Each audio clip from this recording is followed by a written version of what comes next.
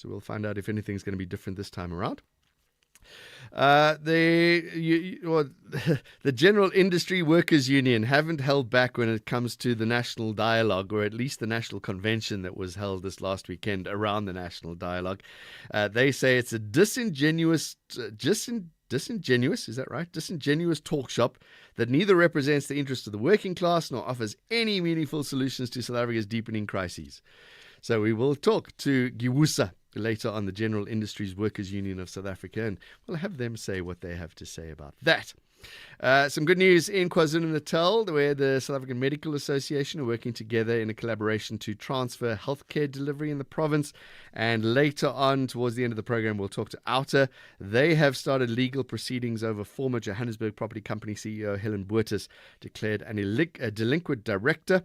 It's the alleged failure to manage city-owned properties responsibly. Remember, this is that fire in August of a couple of years ago. Wow, it was 2023 already, that claimed the lives of 76 people.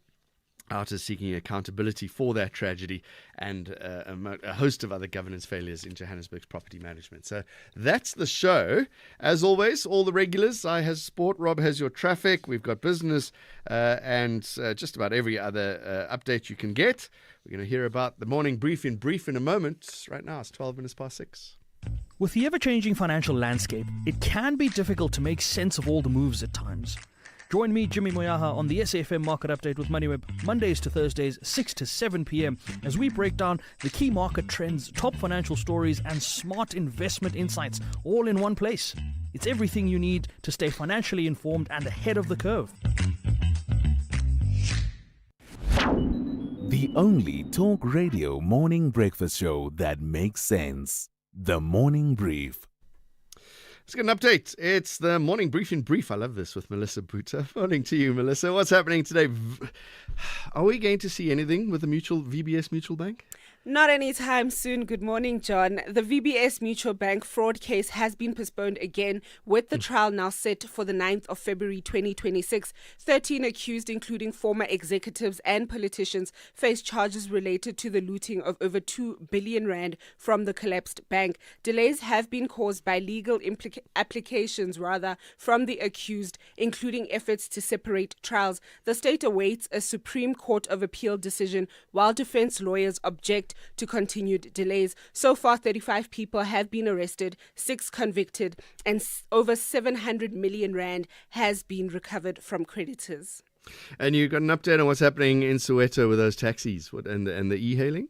Yes, so Gauteng Transport MEC Kidiboni Diale Tlhabela confirmed that calm has been restored at Maponya Mall and Pimville following community outrage over the killing of e-hailing driver Mthokozisi Mvelase last week. The incident involving the torching of vehicles and gunfire sparked protests and accusations against taxi operators. The National Taxi Alliance has distanced itself from the violence, calling for lawful conduct and safety regulations. Authorities have increased law enforcement presence and are engaging with stakeholders, including the e-hailing groups and taxi associations, to prevent further violence and ensure commuter safety at all times. And the third story you found, I love how when it's referred to on social media, they always post pictures of the big house with a big pool. It's the amount of money that's been spent. Tell us what's happening.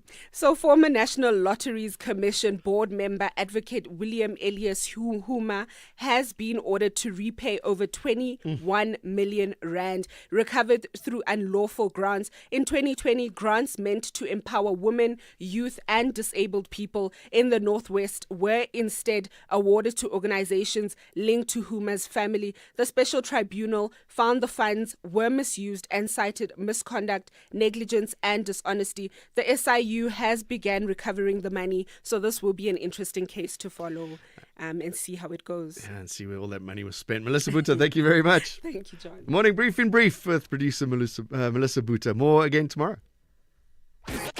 Jon Gericke on SAFM. So we have a look at your weather this morning. There's a fire danger warning, extremely high fire danger conditions expected over the Tsabatsabane and Francis Baard municipalities in the Northern Cape, as well as the Tokologo municipality in the Free State.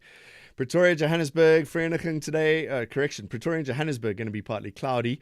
Capital 9 to 23, Johannesburg 9 to 23. Vereeniging is going to be fine, 11 to 24. Mbombela is warm today, fine, becoming partly cloudy, 11 to 28. Polokwane is fine, becoming partly cloudy this afternoon, 8 to 24. Mahikeng, Vryburg, Bloemfontein, Kimberley, and Uppington all going to be fine and windy. Mahikeng 11 to 25, Vryburg 11 to 26, Bloemfontein 6 to 23, Kimberley 12 to 26, Uppington 9 to 25. Cape Town today, cloudy, light rain, a light and variable wind, becoming light westerly to northwesterly this afternoon, 12 to just 17. George is fine, becoming partly cloudy this afternoon with a light to moderate westerly to southwester, 9 to 20. Gqeberha is partly cloudy, isolated showers, a moderate to fresh southwesterly wind, 13 to 20. East London's partly cloudy, isolated showers, a moderate to fresh southwester, 16 to 20. Durban, partly cloudy, isolated showers and thunder showers, a moderate to fresh southerly to southwester, 17 to 26. Richards Bay, partly cloudy, isolated showers and thunder showers, a moderate to fresh northerly to northeasterly, 20 to a high of 30. And Pietermaritzburg today is partly cloudy, some isolated showers and thunder showers from 15 to a high of 29.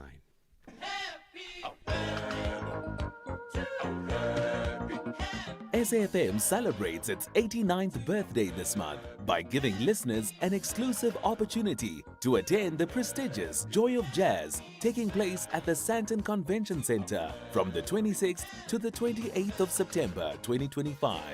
To stand a chance to win these sought-after tickets, simply SMS SAFM 89 followed by your name to 41391 and stay tuned to SAFM as we could be calling you. SAFM is the official media partner for the Dipala stage at the Standard Bank Joy of Jazz. Entries open from the 7th of August and close on the 31st of August 2025. Winners will be randomly selected and called from the 1st of September 2025. SMSs are charged at R1.50 per SMS. Free SMSs and SMS bundles do not apply. T's and C's apply. Worldview Update, bringing you closer to international or global news. We're gonna have our worldview update in a moment. We're talking about Serbia. They're gripped by escalating political unrest. We're going to talk about that soon. As always, don't forget to give us a call. Phone line's always open. WhatsApp is open as well. You can send us a text. The phone line, in case you knew, 086 000 2032. And you can send us a WhatsApp on 0614 104 107. I'm sure there's going to be plenty interaction soon when we speak to Kopanang Africa against xenophobia. That's in response to my chat yesterday with Tami Ntuli, the KwaZulu-Natal Premier, regarding his comments. The human rights group has slammed the remarks as risk-fueling xenophobia. We're going to talk about Serbia in just a moment. The president there, Alexander Vučić, is increasing authoritarian leadership. There's been violent clashes between demonstrators and police, and the president there announced that they'll introduce tough state measures to quell what he called terrorism and foreign orchestrated efforts. And don't forget, we're talking markets as well, and I was keeping an eye on the news. Always interesting to see what other organizations are saying about what is happening. Agricultural exports to the US has increased, which is great news. It doesn't seem as if the tariffs are affecting that. They say 26% increase in the last quarter. Their cheating wife with 2 children outside of marriages loses share of ex-husband's pension fund. And we're also going to keep an eye on the cricket today. Proteas are in action from 6:30. Zai is going to be watching all of that for us this morning as well, bringing us regular updates. Proteas up against Australia. It's a one-day international.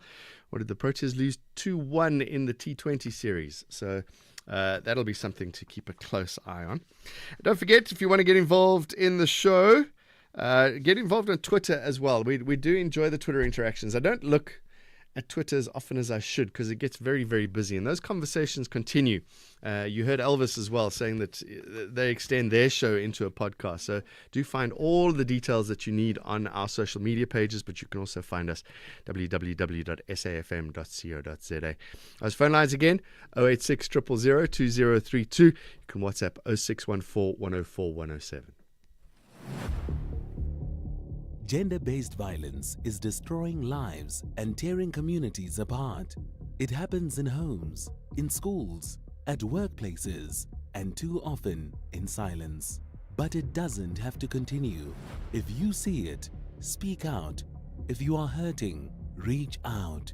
Because doing nothing is not an option.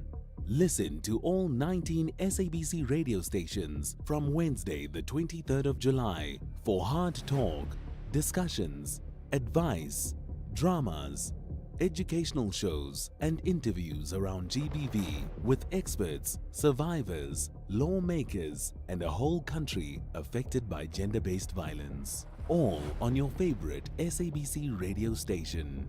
Call 0800 428 428 to report abuse or get help.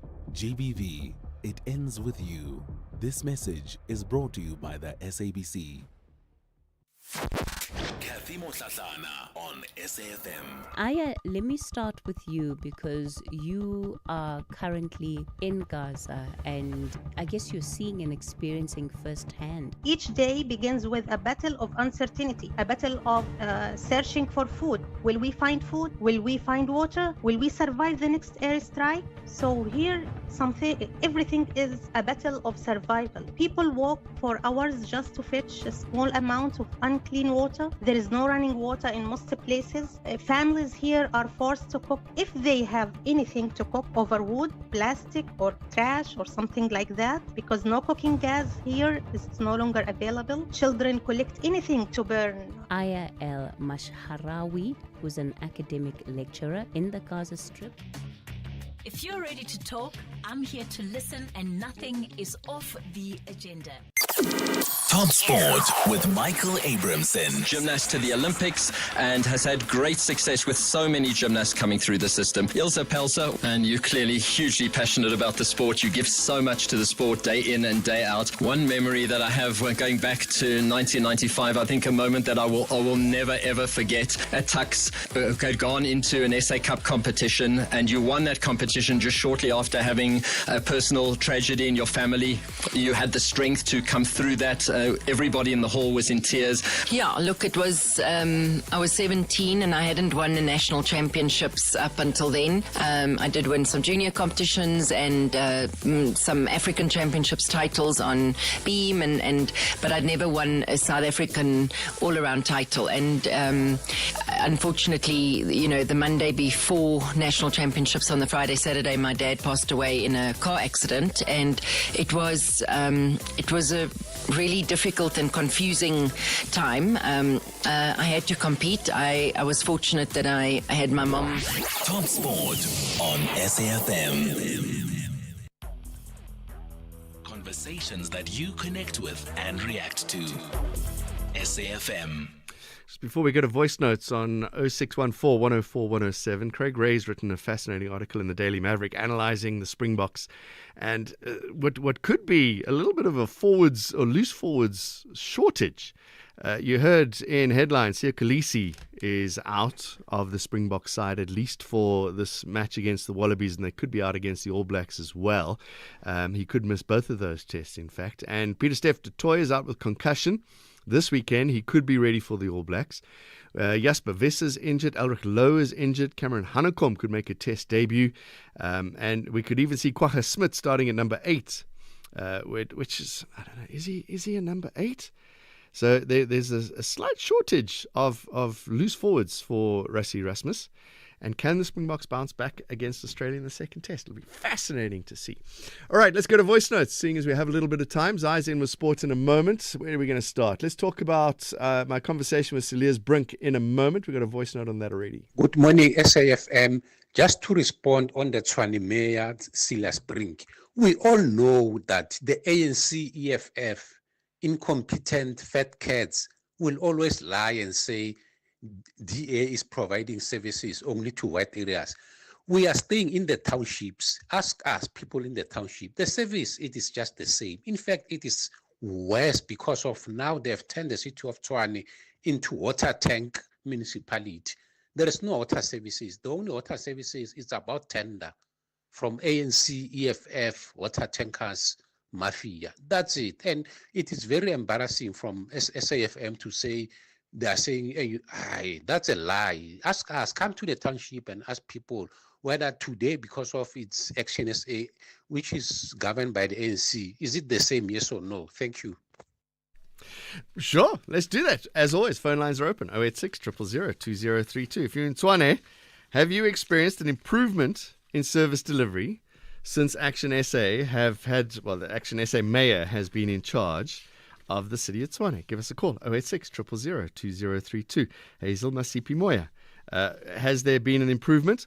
According to research, when Cilliers Brink went out of power, when he was removed, 24% of people in township thought that there had been an improvement in the townships of Tshwane. Only 24%. Let us know. 086 000 2032. It's an open line. We can dialogue here with pleasure. Morning, John. I just want to find out if maybe perhaps one can clarify. If one is deemed to be illegal in another country, does that not in return mean that they left their own country illegally? So essentially it means that, to my understanding, they have also broken a law within their own country.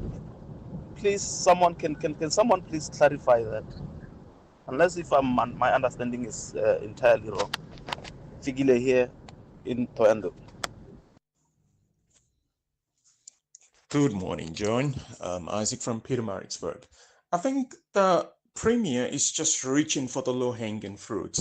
I don't think that the presence of illegal immigrants at the provincial healthcare facilities is in the numbers that pose a threat to access. I really do not think so. And then secondly, what about issues like potholes all over the roads? What is the Premier doing about this? Can that also be attributed to illegal immigration? Thank you. Those are some of your views for now. It's 28 minutes past 6. This is SAFM Sport with Zai Khan. Bafana, Zai. Bafana. Yeah, let's go through this very quickly because this is not a great sort of showing, but we had, victory in our pockets, but it wasn't to be, as Uganda went on to clinch a historic place in the quarterfinals of the CAF African Nations Championship. 3-3 was the draw, with South Africa in front of 34,194 fans at the Mandela National Stadium. All happened in Kampala last night. The result, coupled with Algeria's goalless stalemate against Niger in the other Group C fixture, ensured the Cranes advanced as group winners for the first time in their CHAN history, while South Africa's campaign ended in heartbreak. Let's go to cricket, where the first ODI of the 3-match series between the Proteas and Australia underway in Cairns.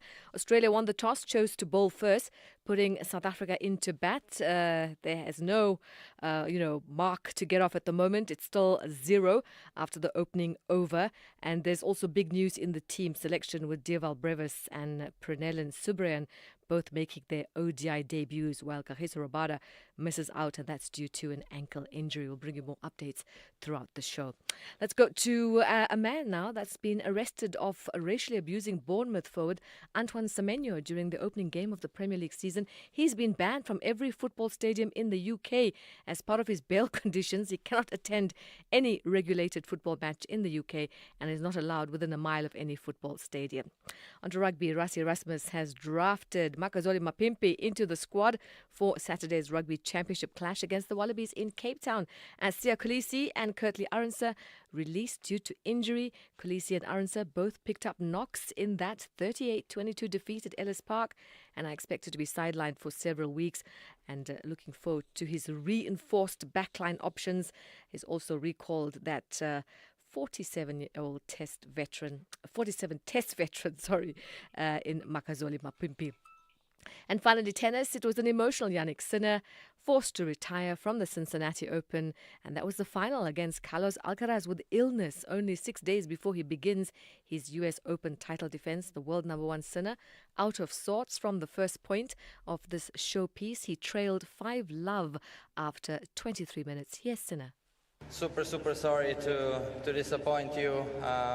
From yesterday, I didn't feel great. I thought that I would improve during the night, but it came up worse. So I tried to come out, trying to make it at least a small match, but I couldn't handle more. So I'm very sorry for all of you. I know that maybe some of you on Monday they had to work, they had to do something else. So I'm really sorry.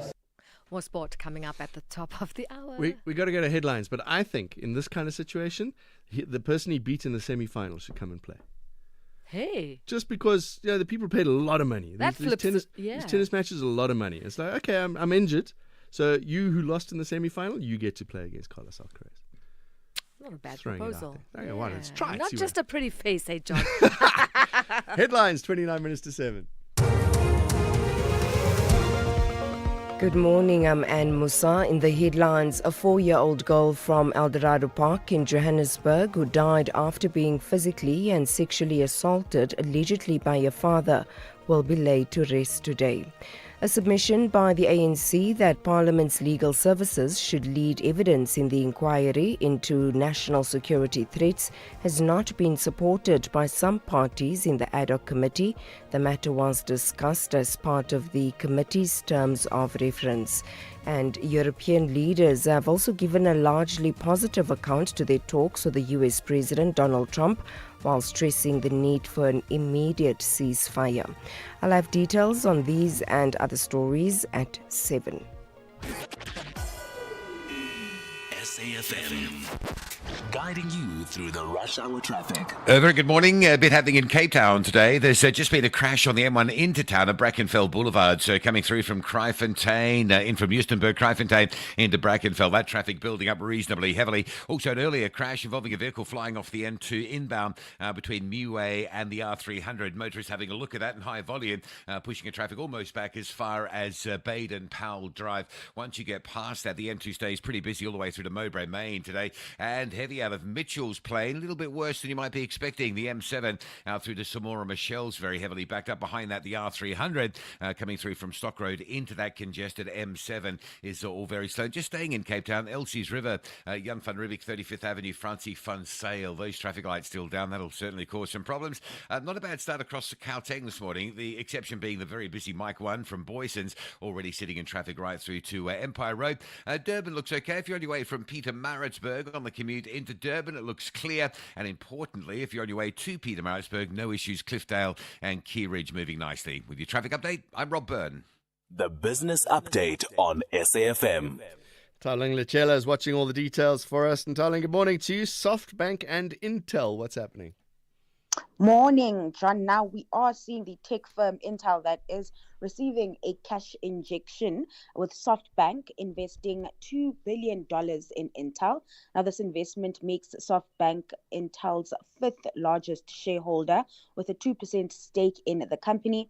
The deal reflects SoftBank's confidence in Intel's potential, particularly in advanced semiconductor manufacturing in the US. Now, Intel has struggled to capitalize on the AI boom, despite being the only American company capable of manufacturing advanced chips within the States. Now, SoftBank's investment comes as the US government considers taking up a 10% stake. The Japanese conglomerate, the Japanese conglomerate has been expanding its presence in the global chip and AI markets. The groups emphasized the importance of semiconductors in every industry and believes Intel will play a critical role in the US. Now, this investment aligns with SoftBank's vision of enabling the AI revolution by accelerating access to advanced technologies. SoftBank has made significant moves within the tech industry, including acquiring ARM in 2016 and leading a $40 billion investment in OpenAI earlier this year.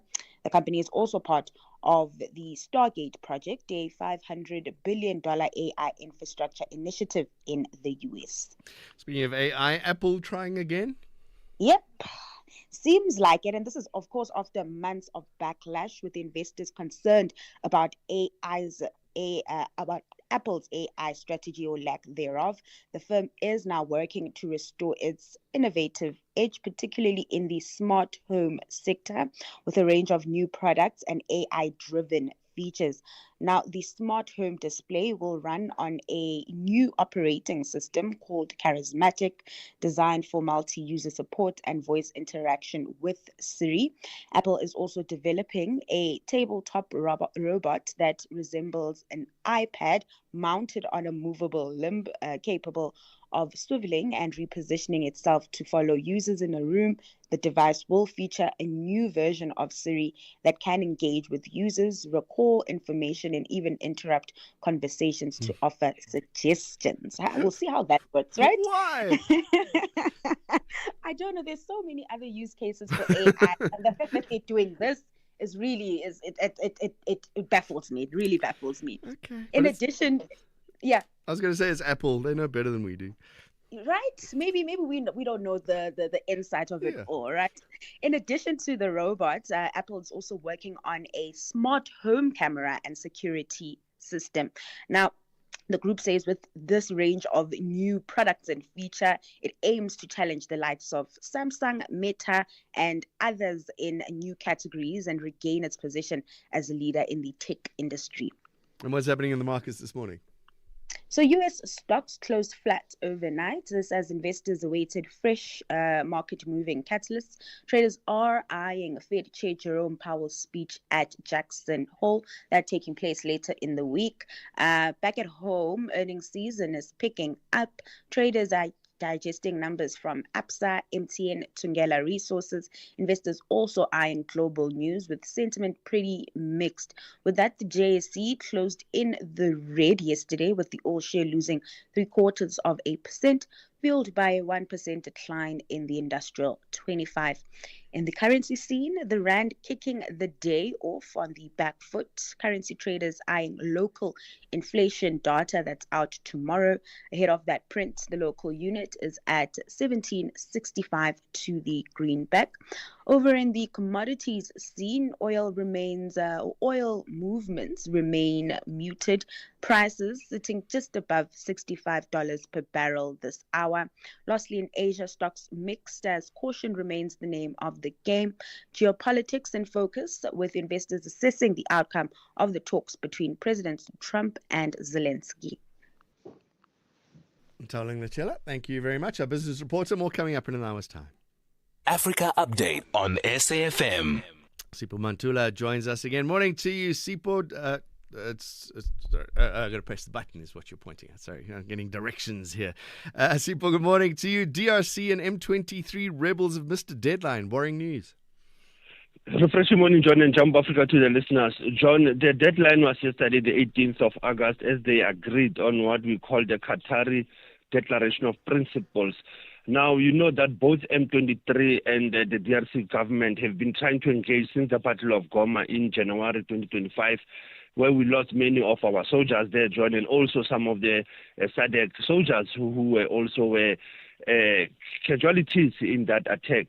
But now what we are picking up now is that both the government of Tshisekedi and the M23 leaders could not reach the agreement. The Qatari government have sent a draft agreement that was shared between the two parties, but M23 relenting to sign, raising the issue of the release of all the prisoners in this combat. And that's how we see, John, this battle that is going on in the Eastern DRC is still going on, whether you have the Washington Accord of 2025, whether you have the Qatari Declaration. It still says what I said yesterday about SADC, how SADC should strengthen its role in the peace processes of the DRC as a member state. What's happening in Tanzania? I see that a court there has banned media from a court case. Is that media freedom being restricted? John, you can say that, but this is an electioneering period. It's an election time in Tanzania. The matter of the opposition leader, Tundu Lissu, who was arrested in April, remember the charges are around for him who they have said he allegedly said he will disrupt the presidential and legislative elections scheduled for October. And now the magistrate yesterday is saying that live streaming, live broadcast, or any kind of live distribution of content online on this case will not be allowed. So you might say that it's a limitation of the freedom of the media, but also he says the issue was to also protect the identities of the civilian witnesses. Still raises a lot, John, because this is a matter of treason against the opposition leader. So there's a public interest. Sometimes we might say limitation of rights, but public interest outweighs the secrecy of the state. Yeah, it's one of those difficult decisions that have to be made by judges. Do you protect privacy or do you have the public interest? Fascinating view. We'll see what comes out of that. And then this ongoing story about former President Edgar Lungu. The matter is not ending, John. What has happened so far is that they call it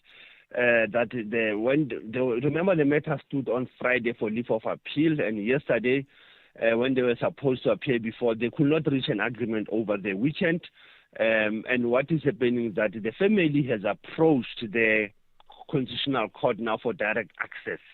This also delays this matter, John. This current development, it is raising along to the people of Zambia, who says that for them, they wanted to see Edgar Lungu being buried on their home soil. The family have their own views, John, but the matter has been postponed indefinitely because, John, you cannot address the leave of appeal when the other party has already filed the leave to appeal in the Constitutional Court. So that's how you see that they've pushed for direct access to the Con Court as the family, but the Zambian government is just playing by the ear, John, to say we tried over the weekend to engage on how do we resolve this matter, but it seems the family is ahead, is taking another legal route. And a musical tribute in your archives today. Yeah, he's 86 years old and he's still alive and kicking, still doing a lot. I saw that GIWUSA Small and DJ Maporisa will be doing a tribute to him. The Keifas Katesemenya, who was born in Alexandra Township. By the age of 15, John, he was already into the music. They have a group, they call themselves the Katse Jama Kids. Babu Semenya, if you look at his history, John, I was looking at two major events here. He was involved in the soundtrack of Roots in 1977. I looked at that. He got even that award of Roots in 1985. So there's a seminal year of 1985.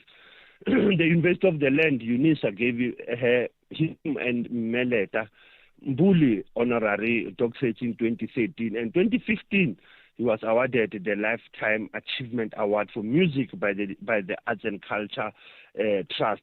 So this is how you see coming from Samro. This is the honor that is given to Ntate Kefa Semenya, who's turning 86 years old. He's the remaining from the Union of South Africa, John, if you remember Jonas Kwangwa, Hugh Masekela. These were the three. But also you add Dorothy Masuku, you add Dolly Ratebe, you add Miriam Makeba, we met Letambuli, Abu Maralo, Abigail Kubeka. These were the legends in their time, but he's still alive, John, and still driving, by the way. You know, this is one elder that I still see him driving himself. He doesn't have a chauffeur or a pilot around him. He drives himself, you know, John. And we say happy birthday to Ntate Kefa Semenya. Asante sana, John, as you are still leading the conversation, FM observing the Women's Month. Sipho Mantula, thank you very much. We play most of that music on our station as well, so well done to us. Keeping your family healthy this winter can feel like a daunting task. Try the Lung Shield range. It includes capsules to support healthy lungs and immunity, a syrup for kids that supports the immune system and promotes lung health, and an effervescent with 13 essential ingredients to optimize immune function. Put your family's health first this winter with the Lung Shield range. Available without a prescription at leading pharmacies. Lung Shield, prescribed by doctors, recommended by pharmacists. Channel your inner warrior woman this August on Expresso as we celebrate and empower women across South Africa. From trailblazing heroines to inspiring entrepreneurs, we spotlight stories of strength, resilience, and change. Join us for powerful panel chats, wisdom, wellness, and bold conversations on equality, GBV, and women's rights. This Women's Month, rise with the women leading our nation forward. Weekdays 6 to 9 a.m. only on S3. There's a song that goes, "Money can't buy me love." And that's true. But then they told us all you need is love, which anybody with a mortgage will tell you most certainly is not true. Love won't pay your parking tickets or your student loan. It's also needy. It requires effort, availability, constant care. But more importantly, love requires time. And while money can't buy you love, it can certainly free up some of your time. Time to spend on the things you love, with the people you love. And if you're looking, maybe even time to find the one you love. That's why, after 50 years of investing, we've learned that time is the greatest gift of all. And the good news is, if you invest early, time gives you money. And then money gives you more time to do the things you love. And don't you love that about investing? Ellen Gray, long-term investing. Ellen Gray is an authorized FSP. We plan for vacations, retirement, and even tonight's dinner. But do we plan for our health? It's how we protect our family's future. So who are you staying healthy for? And how can you protect their future? Choose Dis-Chem Life, the life cover that helps you live a healthier, more rewarding life with health checks and extra rewards. Visit dischemlife.co.za now. Dis-Chem Life. Choose a better partner for life. Dis-Chem Life is an authorized FSP 50594, underwritten by Guardrisk Life, a licensed life insurer, FSP 76. T's and C's apply. The only talk radio morning breakfast show that makes sense. The Morning Brief. Just got a 7:15. Let's get an update on a conversation I had yesterday with the KwaZulu-Natal Premier, Tami Ntuli, regarding his comments that human rights groups are slamming, saying that it risks fueling xenophobia. In a moment, we're going to speak to the organization Kopanang Africa Against Xenophobia. We're going to hear what they have to say. Here's a quick reminder of what happened yesterday. Well, I'm not quite sure where the element of xenophobia will come in because our position and our message is that we have a serious problem of the undocumented foreign nationals in our province. Hence, we are calling to those who are here illegally to go and get papers so that they are here legally. But for those who are here illegally, we do not have a problem with them. They contribute in different ways. That is the only message we have. Hence, even for the group that was preventing the foreign nationals to access health services, we were, in fact, as government, straight in saying they need not to do that. They must not prevent them to access services. If they feel that they are here illegally, they must report to the police, because the police, they have a duty to do with Home Affairs for the deportation of those who are here illegally. So the element of being xenophobic, really, I think it would be a misinterpretation. Well, Sharon Ekambaram from Kopanang Africa Against Xenophobia joins us now. Sharon, what's the issue that you have with the Premier?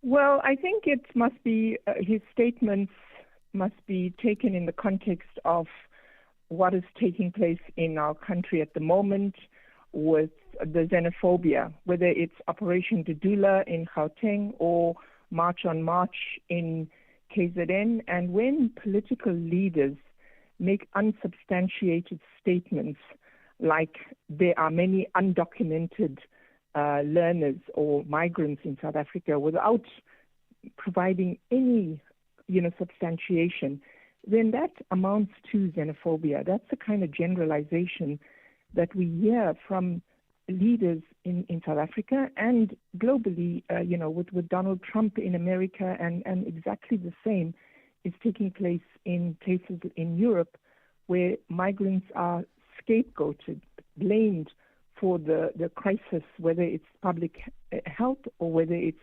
education in our country. Would it be fair, though, because we're seeing examples where when foreign nationals are not being allowed in, the clinics are empty almost, and maybe are they putting a strain onto our clinics and our medical facilities?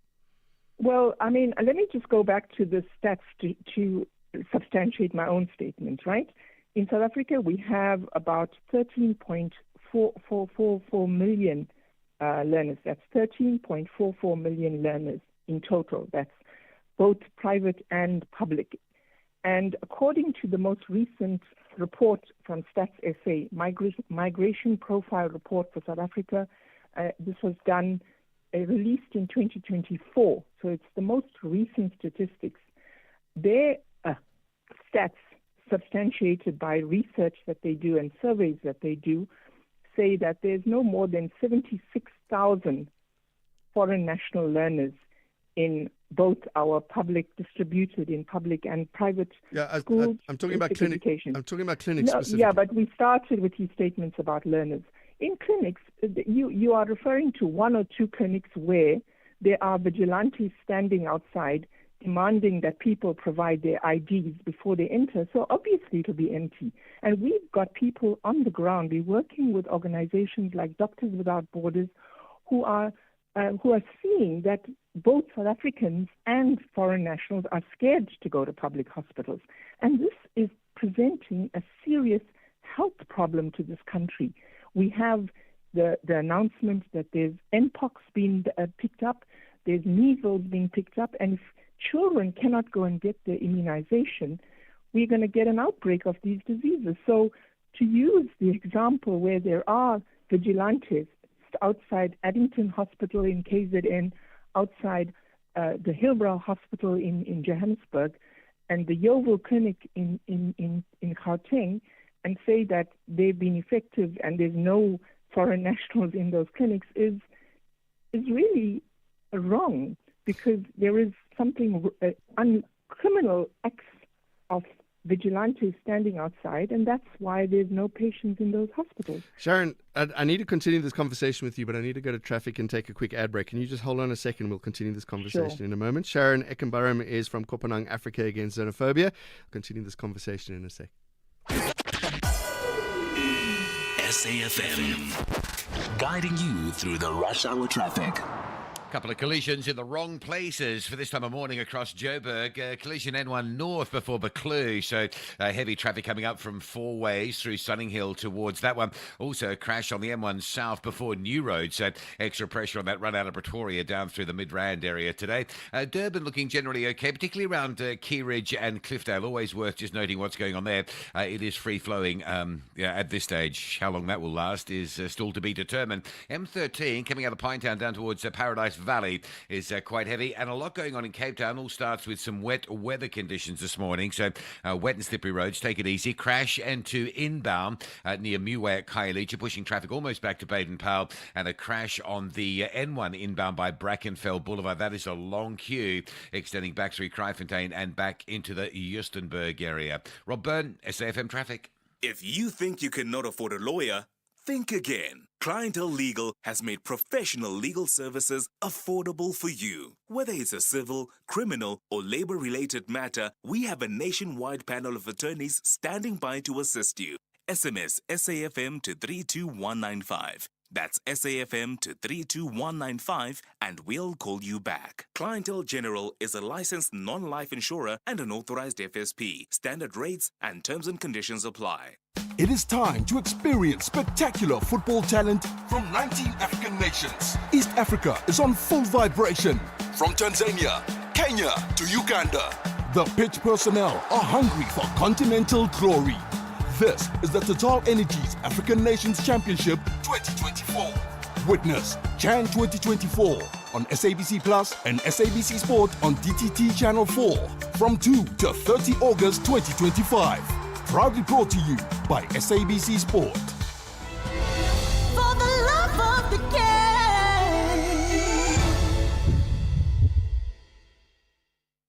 What is Overtrail? Is it off the beaten path, over the edge of comfort, or the thrill of the road less taken?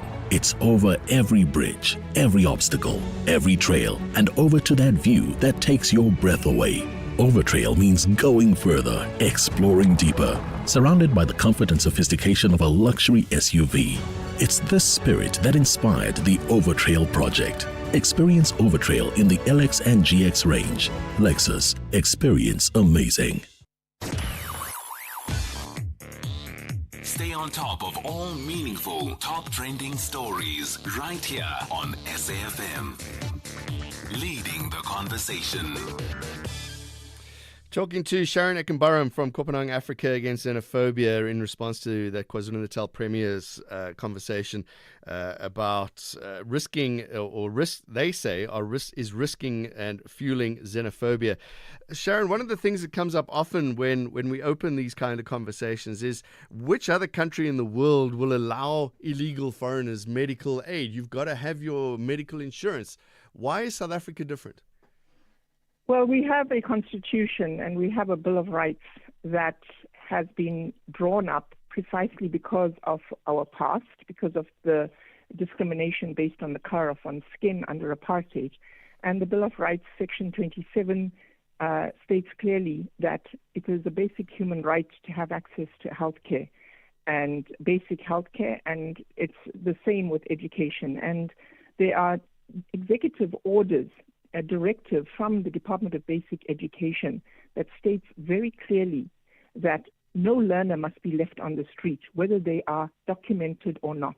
This is the wording of that executive order. In a similar way, it's related to access to healthcare in our country.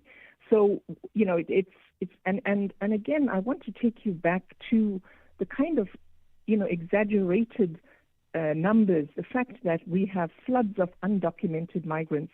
You know, I don't know if South Africans are aware, or if we don't even have a mechanism for tracking movement of people in our country, both internal and international migrants. So these are just generalizations of the fact that we are flooded with undocumented illegal people. No human being is illegal in the first place.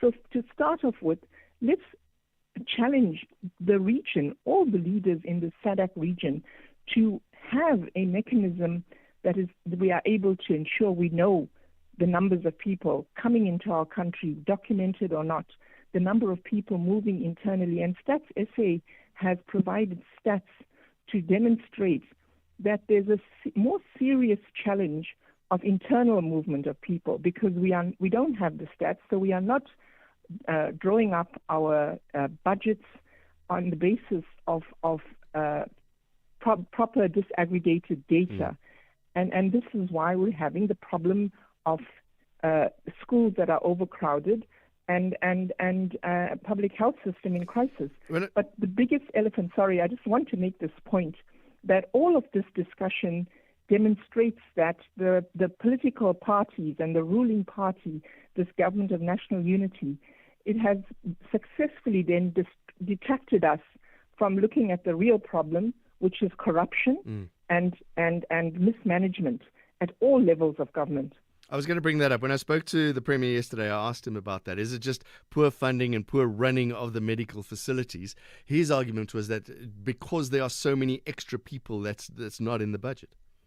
Yeah, but where's the numbers? You can't make such a generalization if you cannot say, you point to one school and say 70% are foreign nationals. But even that is, as I pointed out with my statistics, that you cannot have, you know, that's not the problem. The problem here, and I can speak to the public health, we know of the murder of Babita Dukaran, where she blew the whistle on amounts in the Gauteng health coming up to more than R1 billion. Now, we throw these figures around without thinking R1 billion can possibly pay for about 3,000 to 6,000 doctors doing their community service in our public health facilities. Now, what a difference that would make. So we need to be looking at the serious problem that corruption and mismanagement is causing.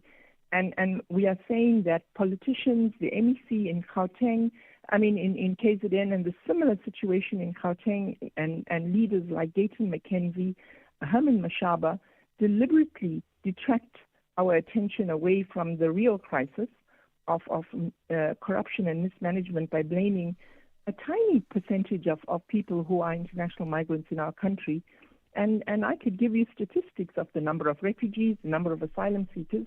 So when the MEC says this, where's the substantiation for his statement? Going to have to leave it there. Sharam Ekambaram, thank you very much. An active member of Kopanang Africa Against Xenophobia. What do you make of that? WhatsApp line has gone mad. 0614 104 107. If you want to send a voice note, you can also give us a call on 086 000 2032.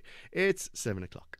Outsurance will go out of their way to try and save you money on your car insurance. If they can't, ask for 500 Rand. Time to switch and save. Call 08600 60,000 today.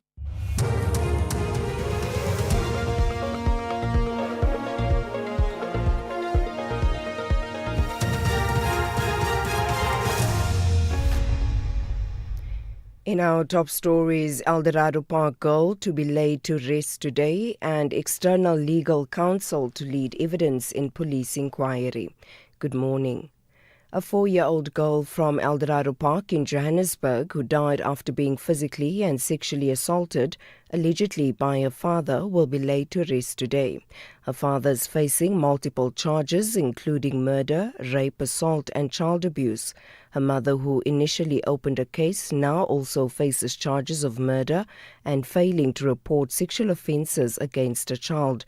Both parents appeared in the Protea Magistrates Court yesterday, where they abandoned their bail applications. Lerato Makola reports.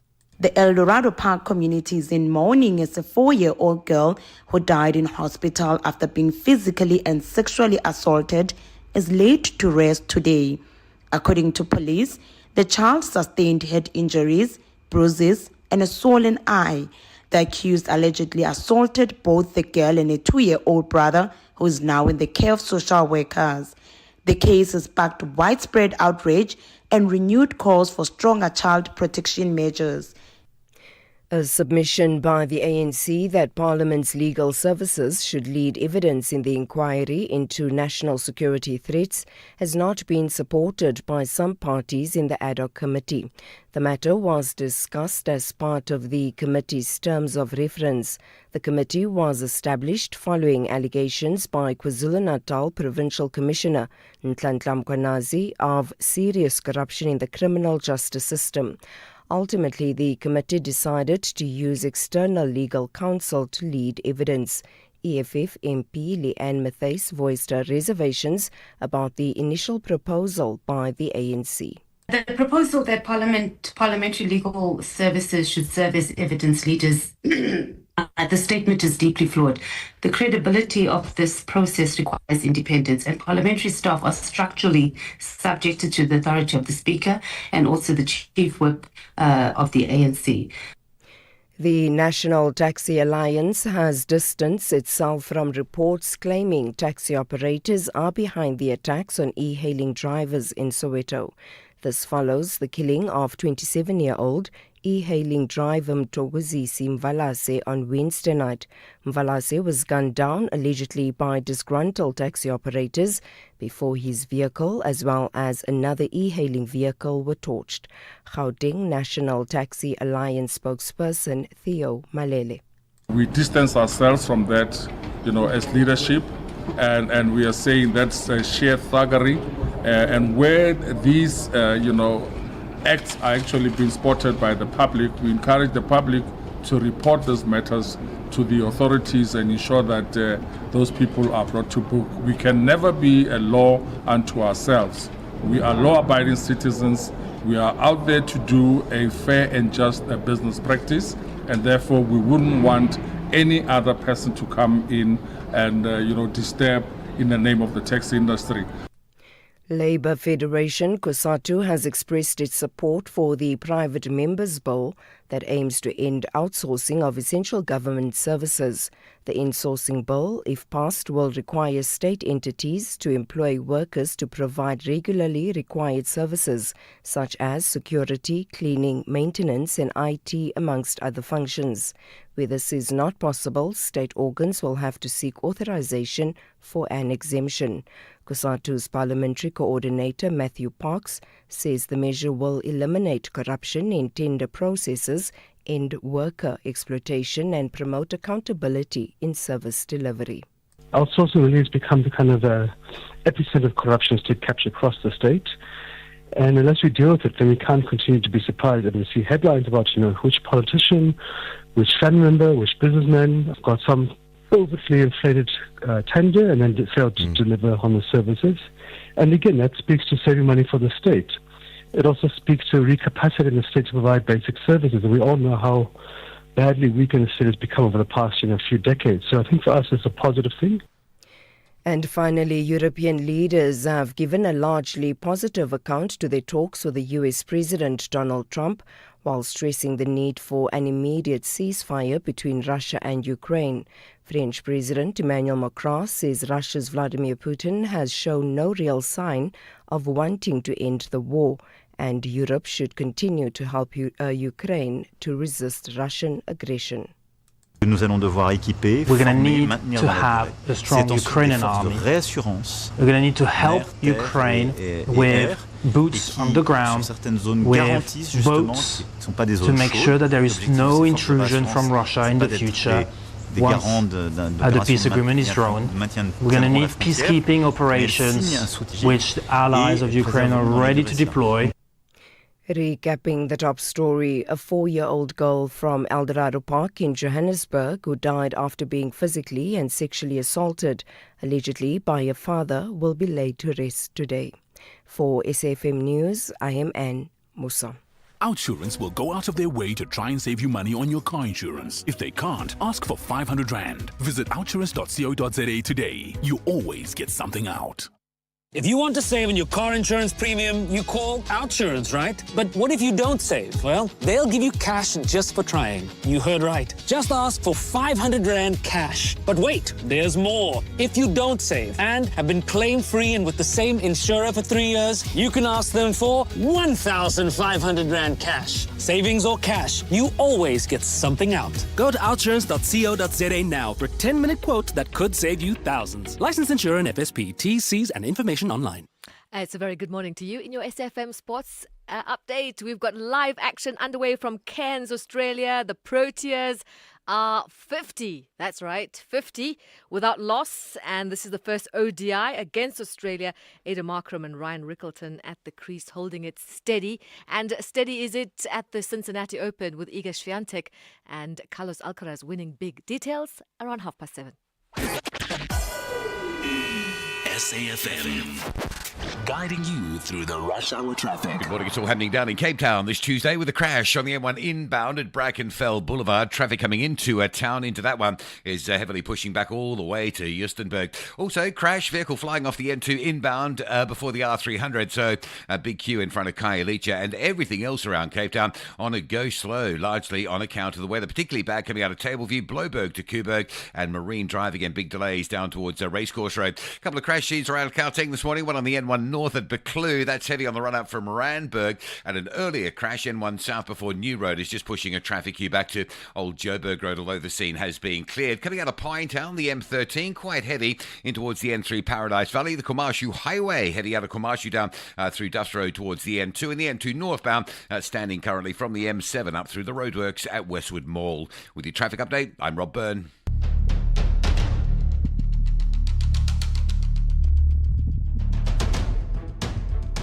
The Morning Brief, Monday to Friday, 6 to 9 a.m.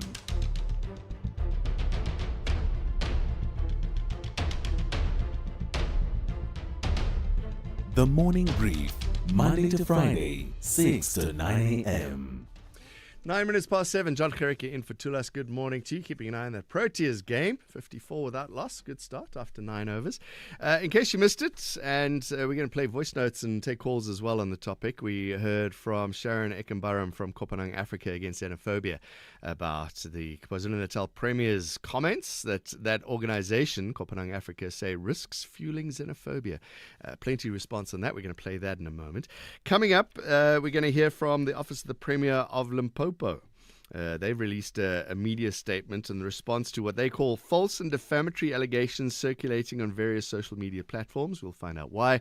And also in this half hour, we're going to talk to the Democratic Alliance's caucus leader in Tshwane, Cilliers Brink, who has accepted the nomination that he will run for mayor of the city of Tshwane in the 2026 elections. Talk to him about a couple of topics, including the fact that he wants to be mayor again. And then we will hear from the General Industries Workers Union of South Africa, who have condemned the National Convention hosted at UNISA. This is all about the National Dialogue. They've called it a disingenuous talk shop that neither represents the interests of the working class nor offers any meaningful solutions to South Africa's deepening crises. So that's coming up in this hour. Later, we'll talk about, as we were talking about health in KwaZulu-Natal, apparently there's changes there to work together to transform the healthcare delivery in KwaZulu-Natal. And then we're going to hear from OUTA as well. There's ongoing issues about the city of Johannesburg. All of that coming up. It's 7:10. SAFM has signed a code of conduct that is enforced by the Broadcasting Complaints Commission of South Africa. Under the code, we are committed to giving news that is accurate, comment that is fair, and programming that is not harmful, does not amount to hate speech, or contain violence or explicit sex. If you think we are not living up to that code, then you can inform the Broadcasting Complaints Commission of South Africa. Direct any complaints in writing to the Broadcasting Complaints Commission of South Africa. PO Box 142365. Craig Hall 2024. Fax to 011-326-3198 or an email to bccsa@nabsa.co.za. For more information, please visit www.bccsa.co.za. The only talk radio morning breakfast show that makes sense. The Morning Brief. You're listening to Jon Gericke on SAFM, 11 minutes past 7. Now, the Office of the Premier of Limpopo has issued a media release in response to what they call false and defamatory allegations circulating on social media platforms. They suggest that there's been political interference in municipal financial decisions. They are not factually correct, but also legally and administratively implausible. Dr. Ndave Ramakwela is a provincial government spokesperson, joins us now. Ndave, good morning to you. Thank you very much. Tell us more about these allegations, first of all.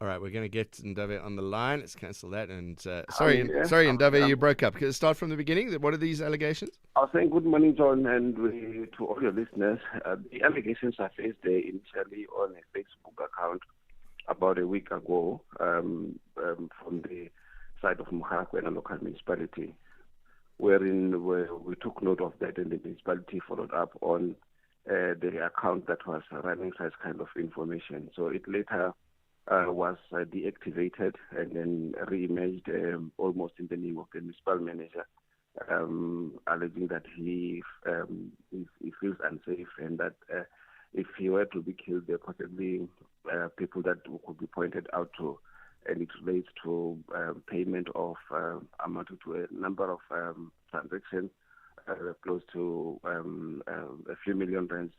So when we got hold of that information, we checked with the municipality and the municipal manager, who both denied knowledge of such information and that they haven't written anything of such nature.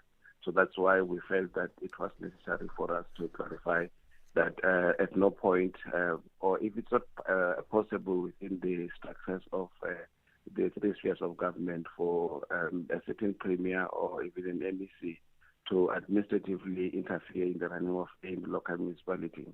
So all of those issues are the ones that we wanted to put clear, but particularly that is tarnishing the image of the premier of Limpopo province by associating her with acts that she wouldn't even get close to or in any way related to. So issues of payments of municipal accounts, payments of service providers are all issues that are done by municipal managers who report directly to their councils. That is, if those allegations indeed were true. But having found out that the allegations are not true, but it's a face-to-face account that we have asked that they should go investigate and see who's the person who's running this information.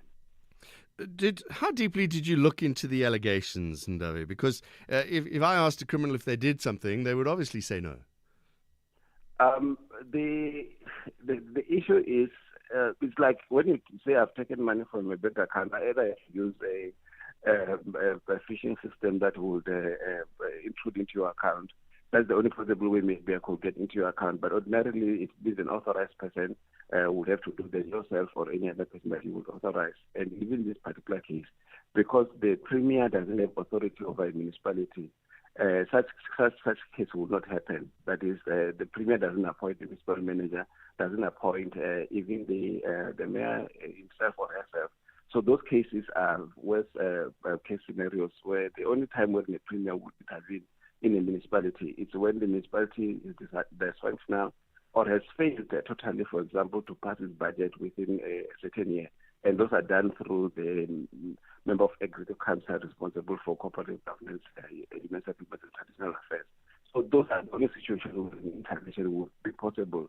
So you can't even go to the reality of such happening doesn't exist.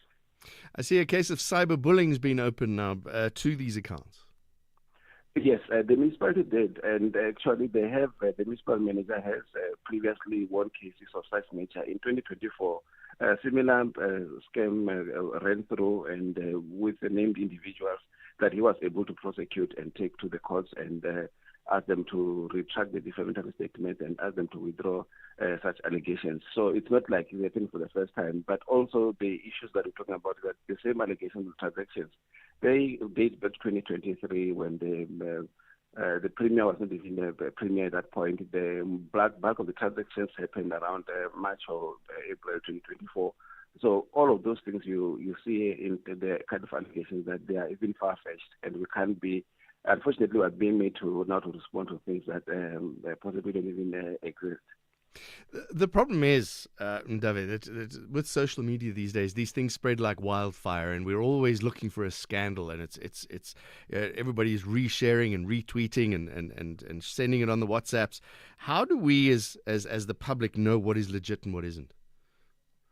Well, but seeking of knowledge is one of the first things that we possibly would have to do. But unfortunately, we are a gullible society that easily jumps into conclusion without wanting to find facts. Because one of the first things that you ask legislatively, is it possible? That is even the thing I'm talking about. The politician who's the mayor is not appointed by the Premier. The politicians are appointed by the councillors themselves. You see, you say that. We also didn't think that a couple of brothers from India would be part of state capture. Well, that much is beyond me. I only am dealing with But you understand what I'm saying? That the criminality is so widespread, and so when you say it's not possible, anything is possible.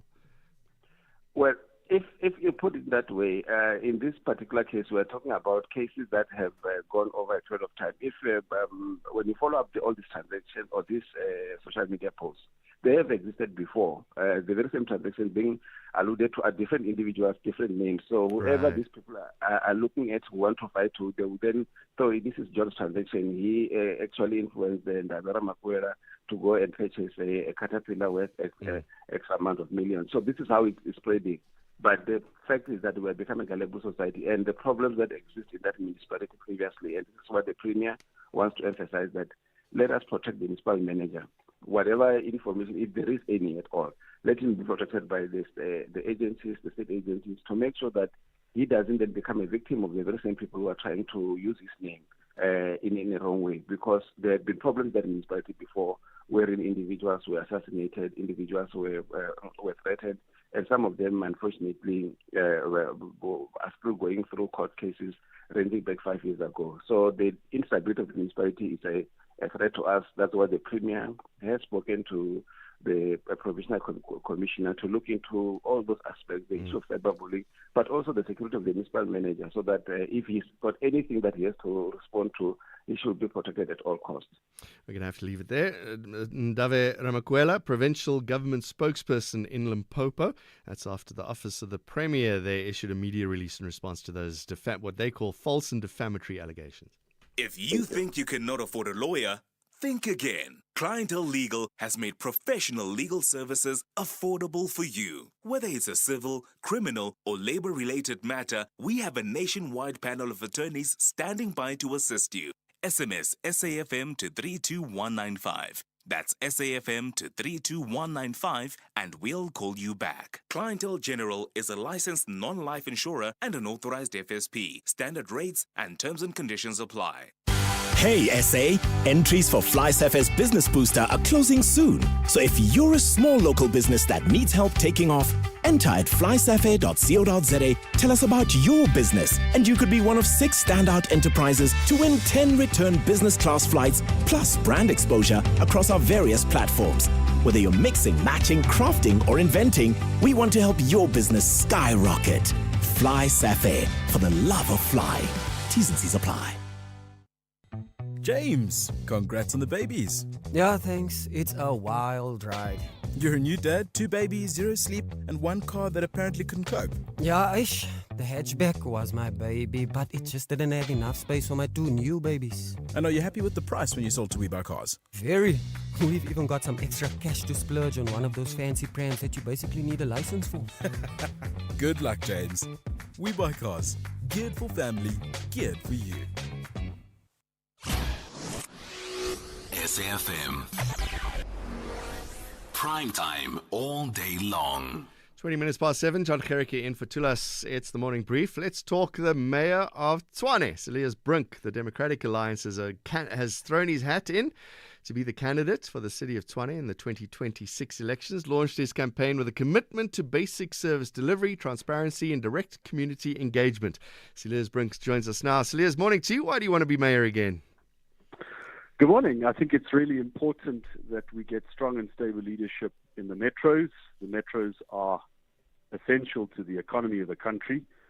You won't draw investment and create jobs if the infrastructure is crumbling, if you have a revolving door of mayors and a constant change of political direction, and then, of course, also a lack of a professional, dedicated municipal service. Our democracy is growing. We are shedding the years of ANC predominance, of one-party dominance. But unfortunately, we're not yet at a point where the metros are steered in a clear direction. And that's what we desperately need in Tshwane and other cities, is strong, committed leadership to undertake difficult decisions and see them through. You say that, but it looks as if Action SA are doing a fantastic job in Tshwane. 21,000 streetlights being repaired, 99% reduction in pothole backlog. The finances are starting to look good. They're doing all these spaza shop inspections. Are they not doing a great job, and the DA doing a great job in the opposition benches? Well, I think that if you see what's happening in Tshwane, the propaganda will be distinguished from what is actually the case. The mayor also said earlier this year that there are only 5 unfixed potholes in the entire city. She's actually quoted as saying that. And if that is her orientation to the reality on the ground, clearly there's something wrong. So on the finances, the city has missed the revenue collection targets on its budget funding plan for 10 of the 12 months in the previous financial year. We ended the financial year with an 857 million rand deficit. The city tried to plug that deficit with a city cleansing levy without, in fact, raising the budget allocation to clean the city. As a result, the High Court has set that levy aside, and the fact is there's now even a bigger hole in the city's budget. The ANC coalition and the EFF in particular want to go after Johan Metler, who is an apolitical senior manager and has done remarkable work to change the organizational culture, but he's not a deployed cadre. And the mayor has stood by and said nothing about this. So no, the reality is that weak leadership, the fronting of a third-party candidate in what is essentially an ANC-dominated government doesn't portend well for the future, and it's certainly not delivering good governance outcomes. Cilliers Brink, when you were ousted as mayor, there was a survey done about improvement in the city of Tshwane. At the time, it was only 24% of people in the township said that there had been an improvement while you were mayor. Will you be able to turn those numbers around? I think that was an Action SA survey that was done without revealing any of the details of how it was done. And I suspect that it was shared with the public in order to justify what Action SA then did. This was a party that had been part of a DA-led coalition since 2021. They did very badly in the 2024 general election, and Herman Mashaba decided that he would rather wear the mayoral chain or have his councillor wear the mayoral chain in an ANC-dominated government rather than have DA leadership at the helm. So it is cynical, it is dishonest, but we have to acknowledge that in the 18 months that my team and I led the city, we couldn't obviously overturn years of political instability. We couldn't achieve all of our objectives as quickly as we wanted to, but we did make important starts, such as devising a solution to the Hammanskraal water crisis, such as completing townland social housing development, such as the construction of a substation to stabilize the electricity supply in Shoshanguve. And if you look at where we spent the capital budget, the vast majority of that was either in the townships or on projects to improve the lives of township residents. And that it was our commitment, and it remains our commitment. And the lives of the poor and bridging the divisions of the past will only be achieved with a government that's actually clear on what it represents and that can stand up to corruption and install effective, clean administration. Because that's going to be the immediate worry. I can guarantee if we open the lines, people will say, well, the DA aren't going to care about the townships. They're going to focus on the rich white areas, and it's going to be back to normal.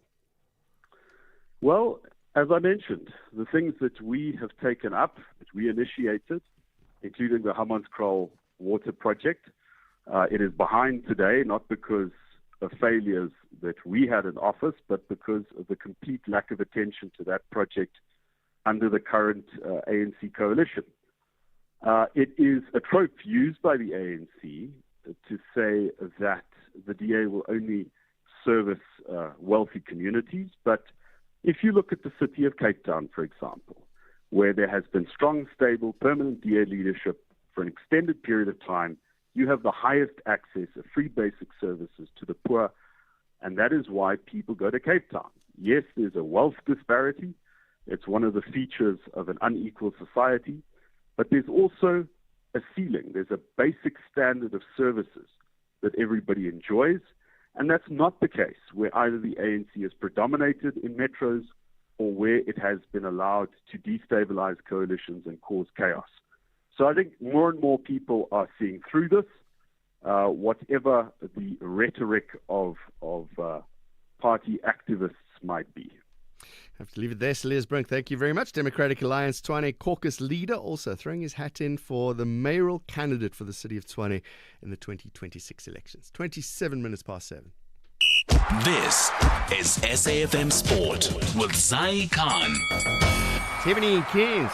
Yeah, we go live to Cairns, where the Proteas are off to a flying start in the first ODI against Australia after being put into bed. South Africa are 7-1 without loss in the 14th over.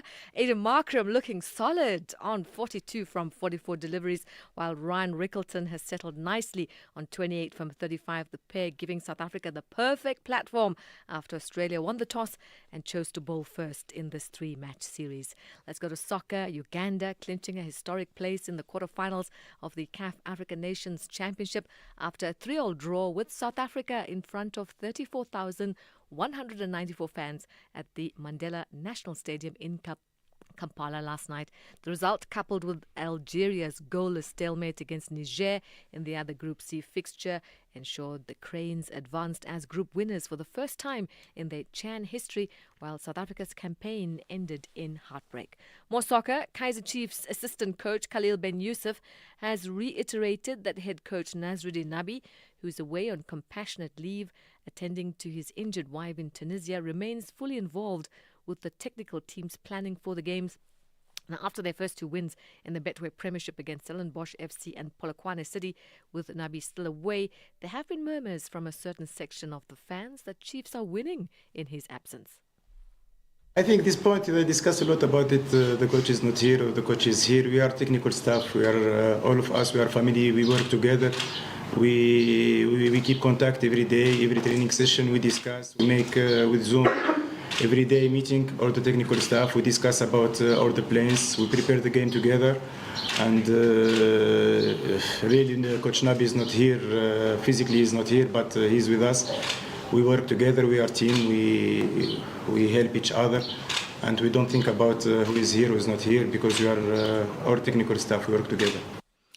On to rugby now. The Wallabies already looking ahead despite celebrating a historic 38-22 comeback win over the Springboks at Ellis Park for the first time at the venue since 1963.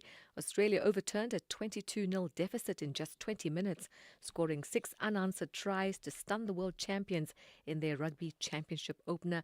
Coach Joe Schmidt praising the fight but admitted they were a little lucky, citing loose balls and lapses in Bok concentration. Now, James O'Connor and Will Skelton said the team didn't dwell on the win for long. They are reviewing the match, and they did it the same night, shifting their focus to Saturday's second test in Cape Town. Tennis action, the third-ranked Iga Swiatek captured the Cincinnati Open title for the first time, defeating the number 7 seed Jasmine Paolini 7-5, 6-4. Swiatek had failed to advance past the semi-finals in her 6 previous appearances at the Cincinnati Open. And finally, it was an emotional Jannik Sinner forced to retire from the Cincinnati Open final against Carlos Alcaraz with illness only 6 days before he begins his US Open title defense. The world number 1 Sinner out of sorts from the first point of the anticipated showpiece. He trailed 5-love after 23 minutes. Yes, Sinner. Super sorry to disappoint you. From yesterday, I didn't feel great. I thought that I would improve during the night, but it came up worse. So I tried to come out, trying to make it at least a small match, but I couldn't handle more. So I'm very sorry for all of you. I know that maybe some of you on Monday they had to work, they had to do something else. So I'm really sorry. And just a quick update in Cairns, the Proteas, they are on 76 for the loss of no wickets. More sport, top of the hour. I'm Sai Khan. Good morning, I'm Anne Musa. In the headlines, MTN has announced it's now the subject of a grand jury investigation by the US Department of Justice. The investigation will look into MTN's operations in Afghanistan and Iran. A 4-year-old girl from Eldorado Park in Johannesburg who died after being physically and sexually assaulted, allegedly by her father, will be laid to rest today. And Parliament's ad hoc committee established to look into allegations of serious corruption in the criminal justice system will over the next 2 days sign off on its terms of reference. I'll have details on these and other stories at 8. SAFM, guiding you through the rush hour traffic. For our top story, we move south of Joburg into the Vaal area. The closure of the R59 north at Randvaal. That's due to a big truck crash. So heavy pressure on the R59. A lot of pressure on the local alternative route as well. It basically runs parallel to the highway. If you're coming out of Vereeniging Meyerton, just take the R82, get up through Walkerville this morning. It'll be a lot quicker option. Bypass the closure, bypass the enormous traffic backlog. Video of that up on Twitter at Traffic SA. You can have a look at just how extreme that queue is for a Tuesday morning. Up into Joburg, N1 between Beyers Nordia and Rivonia Road is looking quite slow. The N1 not bad through Pretoria once you get past the bottleneck between Montana and the N4 Emelachlenny split. Durban holding it together nicely this morning. Everything's sort of where it should be. A little bit of pressure, Tweeny Hill on your way up. You hit the road to extend from the M7 through Westwood Mall on that section of the N2. That, although is fairly standard, perhaps the standout is the Komashu Highway from Dust Road down through towards the N2 coming out of Komashu quite slow. Cape Town, a lot of issues this morning. Primarily it is wet, so everything on a go slow. Big crash at Brackenfell by Brackenfell Boulevard. N1 inbound parks back to Justenburg. Crash on the N2 in front of Khayelitsha at Muway. That's pushing you back as far as Baden-Powell Drive. And roadworks which have lingered into this morning's peak hour coming out of Mitchell's Plain on the M7 at Samora Michelle. That traffic's absolutely dreadful. M7 North is heavy. R300 and Highlands Drive coming into the M7 pretty badly backed as well. Rob Byrne, SAFM Traffic. The business update on SAFM. Tauling Lachela joins us again. Morning to you again, Tauling. Agricultural exports up or down? Coming in up, John, with those exports increasing by 20% to the value of $3.7 billion in the second quarter. Meanwhile, exports to the U.S. also came in higher, up 26% during the period, amounting to nearly 3 billion rands. Now, according to trade map data, this increase is likely attributed to producers ramping up exports in anticipation of the Trump tariffs that took effect this month. In a Business Day article, Wandile Sihlobo, chief economist at Agbiz, suggests that the surge in exports in the U.S. to the U.S. may be due to exporters taking advantage of the 90-day pause on higher tariffs. The composition of products exported to the U.S. remained largely unchanged, with citrus, wine, fruit juices, and nuts being major contributors. Sihlobo also notes that South Africa's large fruit harvest during this period contributed to the significant increase in exports. Sihlobo does warn that this is nothing to get excited about, as the momentum will wane in the coming quarters, saying that the industry will start to reel from the impact of the U.S. tariffs that came into effect at the beginning of August. There are hopes, however, that government's measures will somewhat provide relief to the sector. And I see some good work done by the unions at Goodyear. It seems like they're really working to find an investor to keep that plant open. But as it stands, right, NUMSA and the Department of Trade, Industry and Competition are racing against time to find strategic partners to take over the Goodyear SA plant in the Eastern Cape. That plant shut down on Friday, putting over 900 jobs at risk. Now, the union, in the meantime, secured an improved severance deal for workers, but the plant's closure is a blow to the local economy. NUMSA and the DTIC are working together to find a new investor to take over the plant, and according to reports, the IDC made an expression of interest to acquire the plant's infrastructure. Now, the tire sector, valued at about 25 billion rands annually, is dominated by major players like Bridgestone, Continental, and Goodyear. The closure of the Goodyear plant has had a significant impact on the local community in the Eastern Cape, and NUMSA is calling on government to take decisive measures to protect the manufacturing capacity in that province and prevent similar closures in the future. And what's happening on the markets this morning? So kicking things off in Asia, trade choppy with stocks mixed this morning. The Hong Kong Hang Seng and Shanghai Composite charging ahead, however, boosted by hopes of fresh Chinese stimulus. The mood quite different in Wall Street, with futures in the red. Traders there looking out for monetary policy cues and earnings out from the retail sector.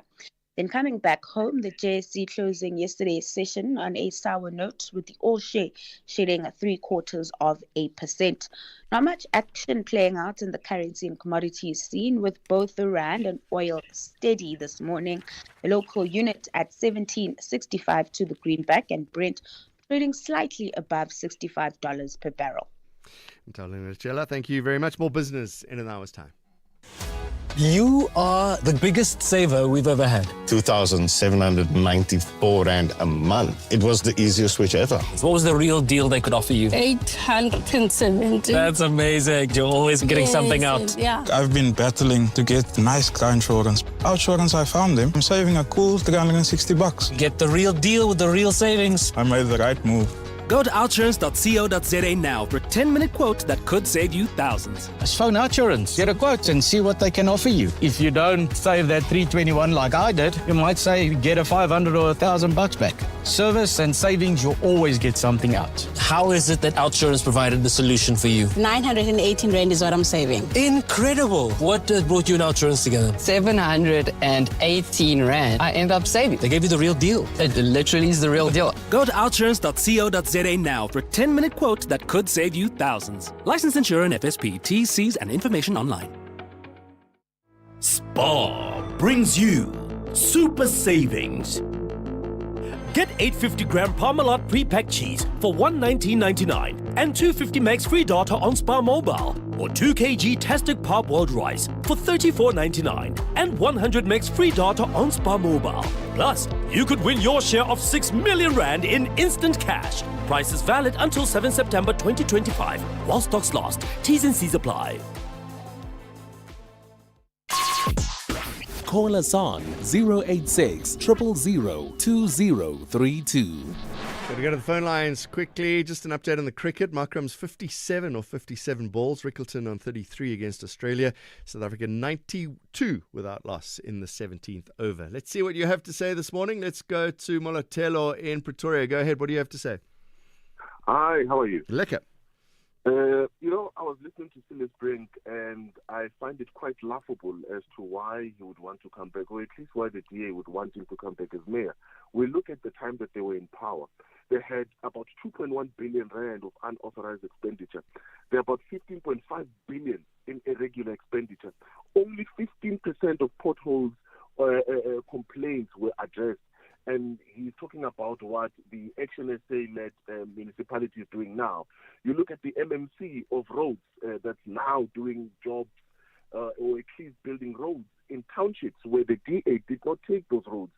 You look at about 5 billion in it was just a mess. Tshwane was in a standstill. Townships complained about service delivery and infrastructure failures. You had residents in places like Slovoville and Winterfell complaining about neglected parks and all of these things. And Hammanskraal residents suffered poor water supply while sewage issues persisted due to neglect. It was just a mess. Why do they want him to come back? I really don't know. I mean, even if you look at the instabilities of governance, it was just, look, when you look at the DA administration, it frequently changed mayors, contributing to political instability in the municipality. If we were to check how many mayors the DA gave Tshwane, they gave us, from the time that the ANC lost Tshwane to the time that we now have this coalition, there's been a lot of DA mayors, and they've all failed. Why do they want to come back? All right, Molotelo, thank you very much. It'll be interesting to see what the electorate have to say. Lazarus, you want to talk about illegal migration? Yes, good morning, John. How are you? Lekker, go ahead. Thank you very much, John, for taking my call. Yeah, John, I have a serious issue with your guest from Kopano. Why I'm saying I have an issue, John, here's my very short and straight to the point. We have an issue with a high rate of unemployment in South Africa at the moment, as we speak, especially youth. And now, when you look at the news of what is happening, especially in Babaton, I think also in KZN, I think there was a factory. I think I stand with the premier, because there was a factory where they were raiding, and they got about 600 illegal immigrants in that factory in Durban. That's one, exploitation of workers. It means our people should not be getting employment because of these illegal people that are coming into our country and that are getting those jobs. I'm saying this is a fact. You look at Durban and you also look at Babaton, where there's some illegal mining that are happening. Now, if your guest comes onto the radio and say this thing is not an issue, those people, they must come here and they must have education and have access to education, while our own people are suffering, then I don't know. I leave it there, John. Thank you very much. Lazarus, with his view, staying with that. Lucas is in Zanin. What do you have to say, Lucas? Yes, sir. How are you? Lekker. I'm all right. I want to talk about this thing of illegal immigrants. Mm-hmm.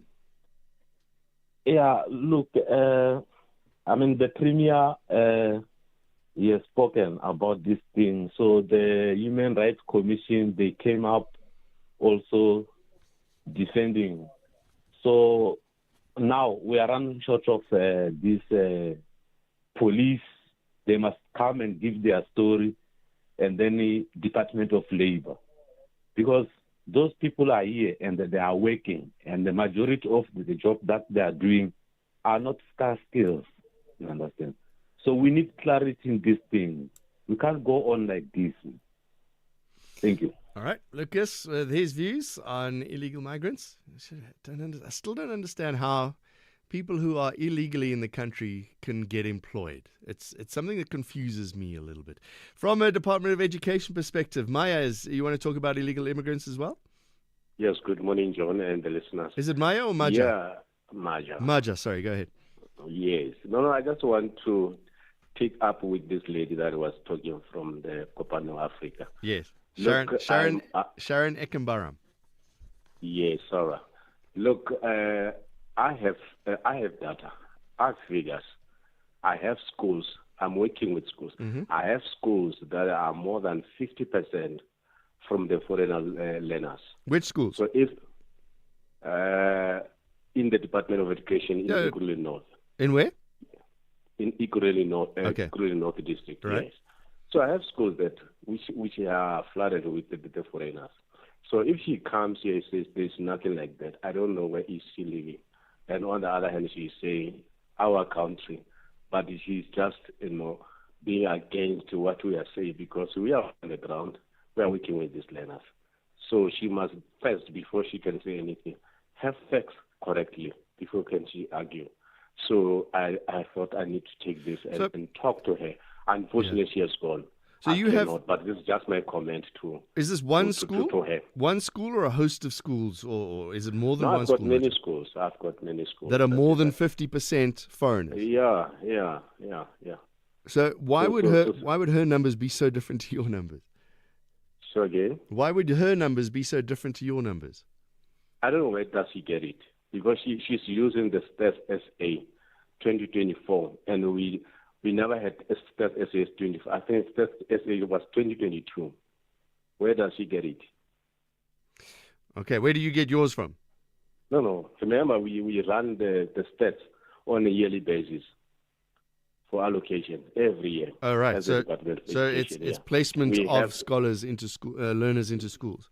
Yes. Okay, so more than 50% in that area, or is it what's do you have national stats? Say again? Do you have national statistics? No. Remember, I said to you every year on a yearly basis we run the stats. Yes. But have you got the national stats? You mentioned that there are schools in North Ekurhuleni that are more than 50%. What do you mean by national stats? Do you have the statistics of how many foreign learners are in all of our schools? John, I say I'm working with the numbers. Yes. Yes. So I have the stats. Okay. So what? I wanted her to argue with her, not with you. No, I'm not arguing with you. I just want to know what the stats are. What is the percentage of foreigners in all of our schools? I said it's more than 50%. Across the board? No, to the particular schools. Yes, that's what I'm saying. What is it across the board? No, remember the other person was saying, our schools, somewhere there are about 70 learners in the classrooms. We cannot even accommodate that. Okay, so it doesn't matter. If there's one school that's a problem, that's one school too many. No, I said most of our schools. Okay. Yes. Maja, thank you very much. From a Department of Education perspective, he seems to know the numbers. There are schools with more than 50% of the learners are foreign nationals. Let's go to David. You want to talk about Cilliers Brink? Yes, John. Good morning. Yeah, go ahead. Yes. Look, I don't think Cilliers Brink is genuine and Cilliers Brink is factual. Because I think he wants to paint a picture as if under his watch, the DA ran Tshwane municipality was okay and things were going well. Of which I'm saying to you, John, that's a big lie. Tshwane has actually, services has been deteriorating in the townships. And townships where you find lots of waste along the corners of the township. So there were no services going to the townships in Ekurhuleni while Cilliers Brink was there. And Cilliers Brink is speaking specifically to certain areas of which there was national intervention in some of these things that he's actually now claiming as if they were DA-led, but national never played a role in those things. And then coming back to what he's referring in the Western Cape, I'm having family in the Western Cape. I'm telling you, the Western Cape has been. I'm personally saying the Western Cape is a new apartheid city within a country, because the disparities and the divisions in terms of how people live in the township and how suburbs and the white-dominated areas are developed, it's a huge difference. Hence the crime rate in our townships, it's going up each and every day, precisely because people are actually now, they are so frustrated that they can't even they can't take their frustrations out, because they are suffocated by this DA-led white monopoly capital government that is running the Western Cape. So Cilliers Brink now must not come and claim here on SAFM as if the DA is the because that is how they brainwash our people to believe that the white person is always right and they are in control. David, thank you very much. David in Uppington. I think we got time for one more call. Bonginkosi, you want to talk about statistics in Nelspruit? Go ahead, Bonginkosi. Good morning. Good morning, John. How are you? Lekker. No, I don't have necessary statistics, but the facts that the guy is saying are relating to a point that I think, I know it's just that maybe he wasn't able to state that in the region where he works, because he's saying he works for Department of Education. I kind of understood that. Where he is, that there are schools. Then that gives us an eye. Look, I'm in Nelspruit. There's a municipality called Nkomazi. It's next to border post. And last we had a committee where we sit there because there was a challenge. These students or these learners, those are coming from other countries without proper documentation. Obviously, they will call them illegal migrants. They will start the school from grade 1, and I'm talking about serious numbers here, John. And I might not give percentage, but it's very big numbers. They will start school from grade 1 up until to grade 12. When you get to grade 12, remember, just imagine the high hopes that they will have. When they get to grade 12, they cannot go any further than that. Then they result into illegal labor migrants in the country. And that's where we wanted to get. Why do we have so much illegal labor migrants? Because I work for the Department of Labor and I work with ICPLMs. Yeah. So then that's where it crossed transfer to say, the problem is coming from this side. But if you hold on, they grow up, and it's a big number. If you have 50% of foreign nationals, dominating the agricultural sector in the area, imagine of the schools itself. But you work for the Department of Labor. Why are there so many illegal immigrants working there? No, I will not respond to that. I was not calling on behalf of my employer. I was calling on behalf of myself. Okay, I get it, but to respond to that, because that's part of the problem, right? The Department of Labor is not doing the right inspections. They're not getting the right permits. They're not following through. I'm sorry, John. I will not respond on that because that's an employer's part, and I'm not responding on part of the employer. Bonginkosi, thank you very much. He's got his stats in Nelspruit. SAFM, guiding you through the rush hour traffic. Still very heavy off the Vaal this morning. Motorists coming in from Vereeniging and Meyerton. If you're on your way up to Joburg for work, there's a big backlog on the R59.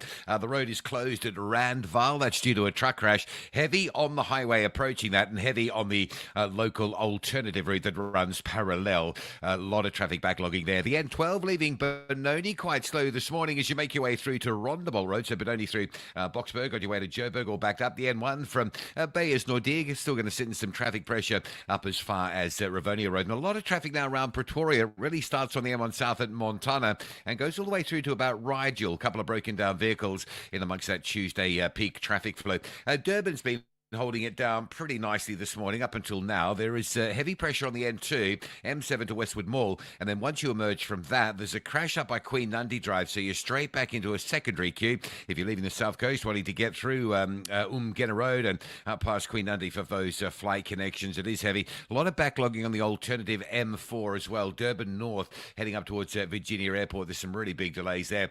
Cape Town, a couple of crashes taking forever to clear up. One on the N2 inbound at Muway in front of Khayelitsha. That's heavy from from Baden-Powell. One on the N1 inbound at Brackenfell Boulevard. That's heavy from Eustonburg. Motorists going out of town having a look at that as well. And if you're in or out to Stellenbosch this morning, crash on the very busy R304 just up by Bottler Ray Road, causing quite heavy backlogs both ways. Rob Byrne, SAFM Traffic. If you think you cannot afford a lawyer, think again. Clientele Legal has made professional legal services affordable for you. Whether it's a civil, criminal, or labor-related matter, we have a nationwide panel of attorneys standing by to assist you.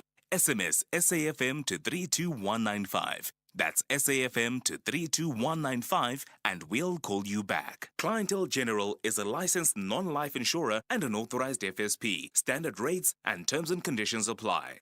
When you're uploading massive files, does it really matter what your internet's download speed is?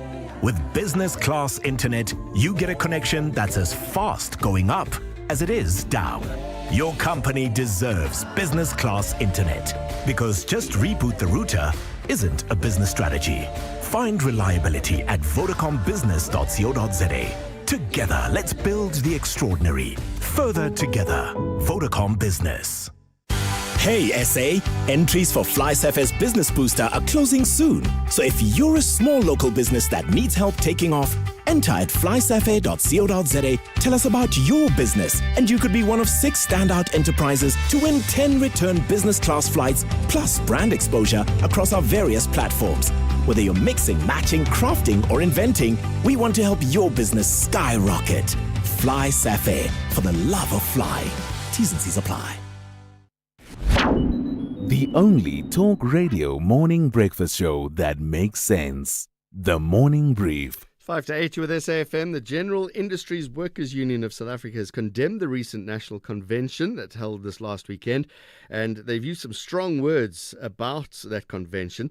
Mametwe Sibiye is the president of the General Industries Workers Union of South Africa. Mametwe, good morning to you. Thank you very much. You say it's illegitimate and misleading.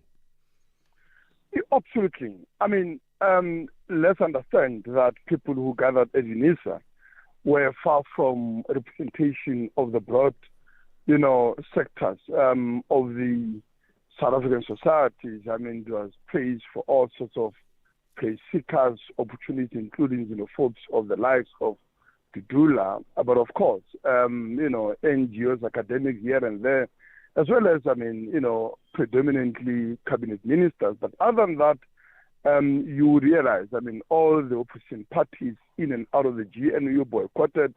The major trade unions were not there. The major community civics were simply not there.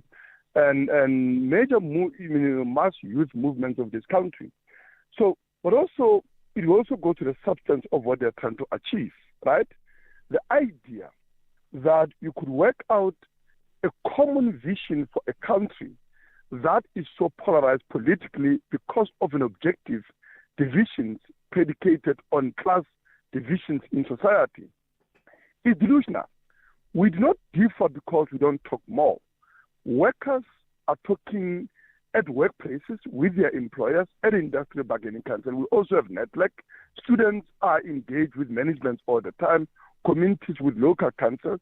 The reason we cannot agree is because of an objective divisions that in an economy predicated on monopolized private ownership of the economy, of the land, of the minerals, creates inequalities. And as those inequalities are widening, politically we are going to be polarized. Is this not the place to do it? Is that not the idea of this dialogue, that we all get together and finally people of importance, of political clout, will be able to hear the grievances? Do you honestly think that in a dialogue they will agree as to me about the fact that we should be ending the private ownership of the mines, of the banks, of the factories and the farms, and on that basis creating a common ownership of the economy and the land so that we can all be able, to see this country the same way and relate, or rather abolish the social relations of production that are basically creating exploitation, that are creating, oppressions of one by another. That is not what is on the table there. What they are going to do, and because that is also my workplace. I was called to be there by my employer, that is UNISA, and I can tell you this much that it was the same rehashing of the same discussions that we're having all the time. People are unemployed. Having those issues come up, there's crime, there is poverty, services, access to education, healthcare is crumbling, and every infrastructure that you can imagine. People need houses. All of those things are well known. Government doesn't need this kind of exercise, right? The issue here is, why is the economy and the vast and enormous industrial capacity in this economy not working to meet the needs of the people for housing, for education, for roads, for schools, for clinics, all of that?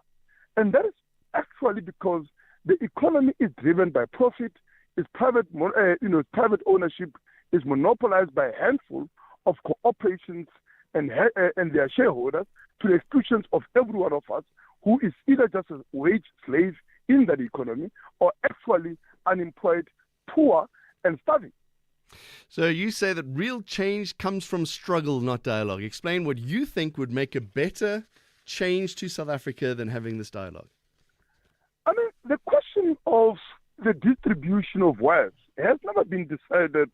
You can't dialogue your way out of these issues, right? They've always been decided by the strugglers. And the point that I'm making is that even Marika, the convener of this, dialogue is a man that incited the massacre of the workers of Marikana. It is not because the mines bosses there and the miners were not talking. It is because their aspirations were irreconcilable. You had the shareholders of the mine that wanted to boost their profits in the conditions where miners wanted increase in their wages against the background of plummeting platinum price. Those aspirations became irreconcilable and were decided in the course of the struggle in which the miners were drowned in blood, for that matter. And we are saying that the only time we ever made headway in the mines itself, on the basis of those struggles, where the wages of the miners in the mining industry have increased by over 300% ever since those strikes. We've also made headways in access to education during the Fees Must Fall, when tens of billions were allocated of student tuition, improvement of facilities, expansion of access, because the students organized, united, and fought. We ended outsourcing at universities through a struggle and organization. And many more need to be done to ensure we build the movement of the working class. We struggle for power, because ultimately it's only when the working class sees power, politically but also economically, through nationalization of the key sectors of the economy, that is the banks, the factories, the mines, but also the land, to put it in the public ownership on the basis of democratic control and management of the working class, that we can have economy that work in the interest of all, that can deliver on jobs, end poverty, as well as ensure that we have quality, free, basic healthcare, education, and housing for all, and all the things that we need in this country as a vast majority of the poor and the working class. Mametlo Sibiya, thank you very much. President of the General Industries Workers Union of South Africa, on the current national dialogue. It's 8:01. Outsurance will go out of their way to try and save you money on your car insurance. If they can't, ask for 500 Rand. Time to switch and save. Call 0800 60,000 today.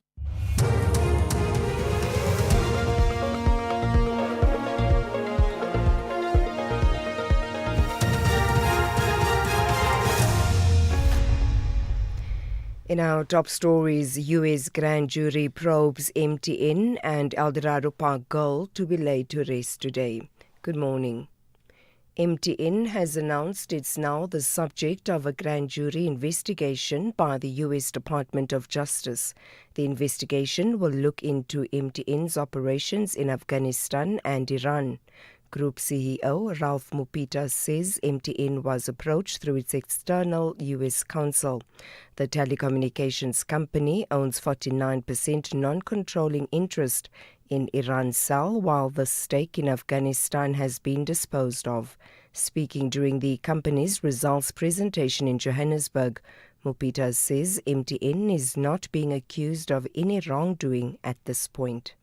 Yeah, we were as comprehensive as we can be with this kind of investigation. So through our lawyers, there was a request for the information, and we said we would collaborate. The request for information is related to our previous market of Afghanistan for prior years and Iran. So that has been their request. We are talking to them. They have not accused us of any wrongdoing. And that's as far as we can disclose to you right now, because anything else, to your point around, is it related to this? That would be speculation. A 4-year-old girl from Eldorado Park in Johannesburg who died after being physically and sexually assaulted, allegedly by her father, will be laid to rest today. Her father is facing multiple charges, including murder, rape, assault and child abuse. Her mother, who initially opened a case, now also faces charges of murder and failing to report sexual offences against her child.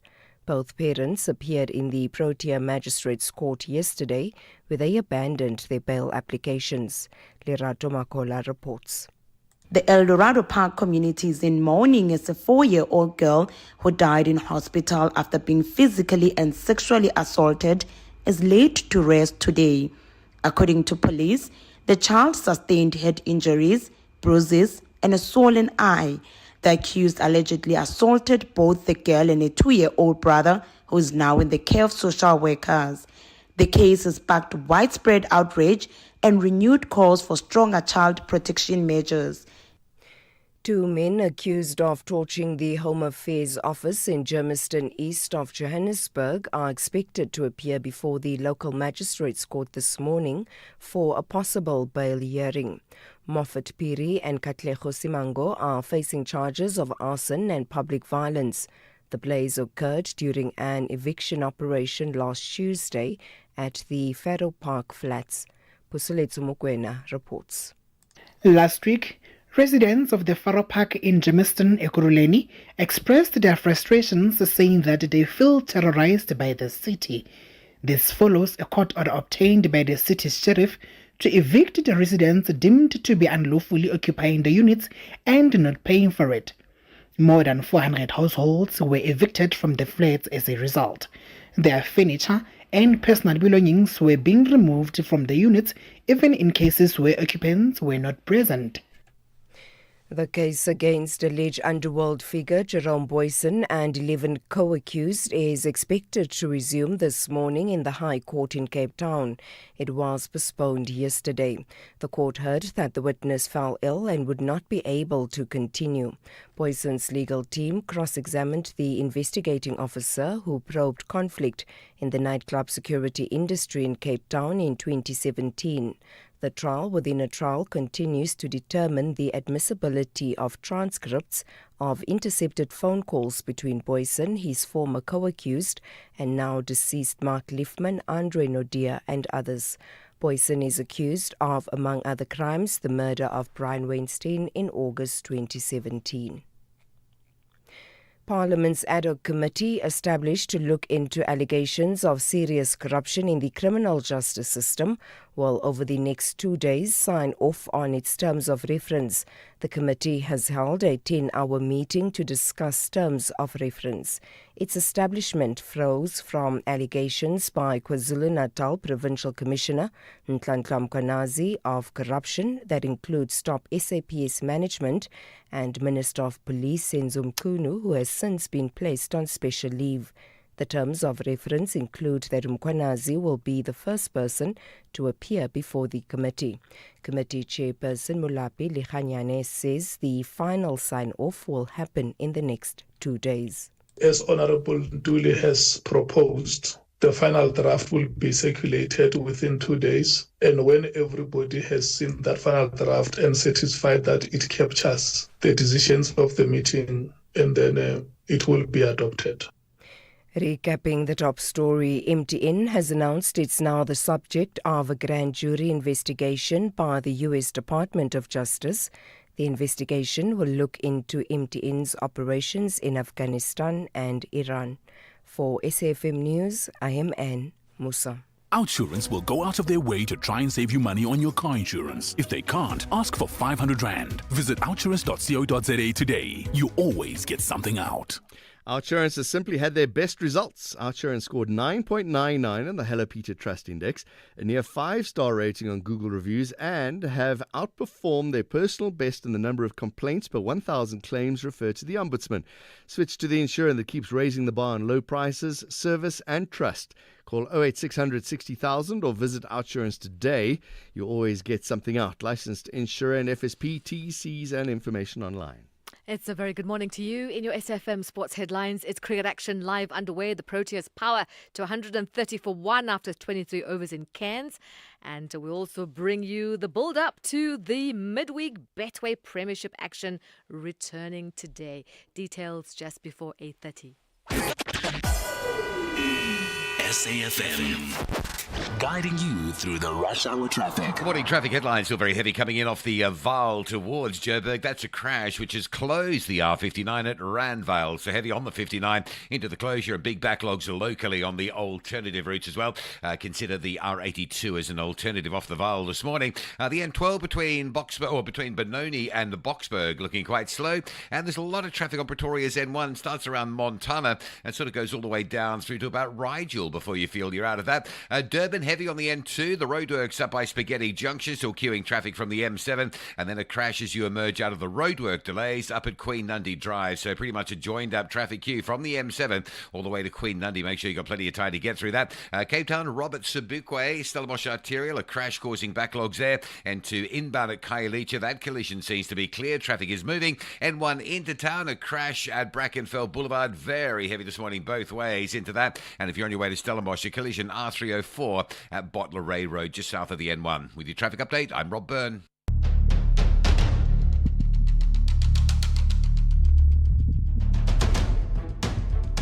The Morning Brief, Monday to Friday, 6 to 9 a.m.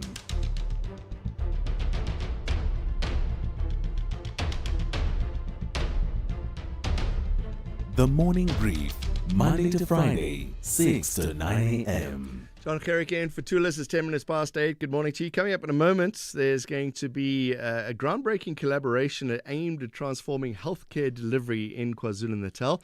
We'll hear about that partnership in a little while, and then we'll talk to the organisation Undoing Tax Abuse, or OUTA. They've initiated legal proceedings to have the former Johannesburg Property Company CEO declared a delinquent director. Those are the two conversations coming up, but our conversation is with you a lot this morning.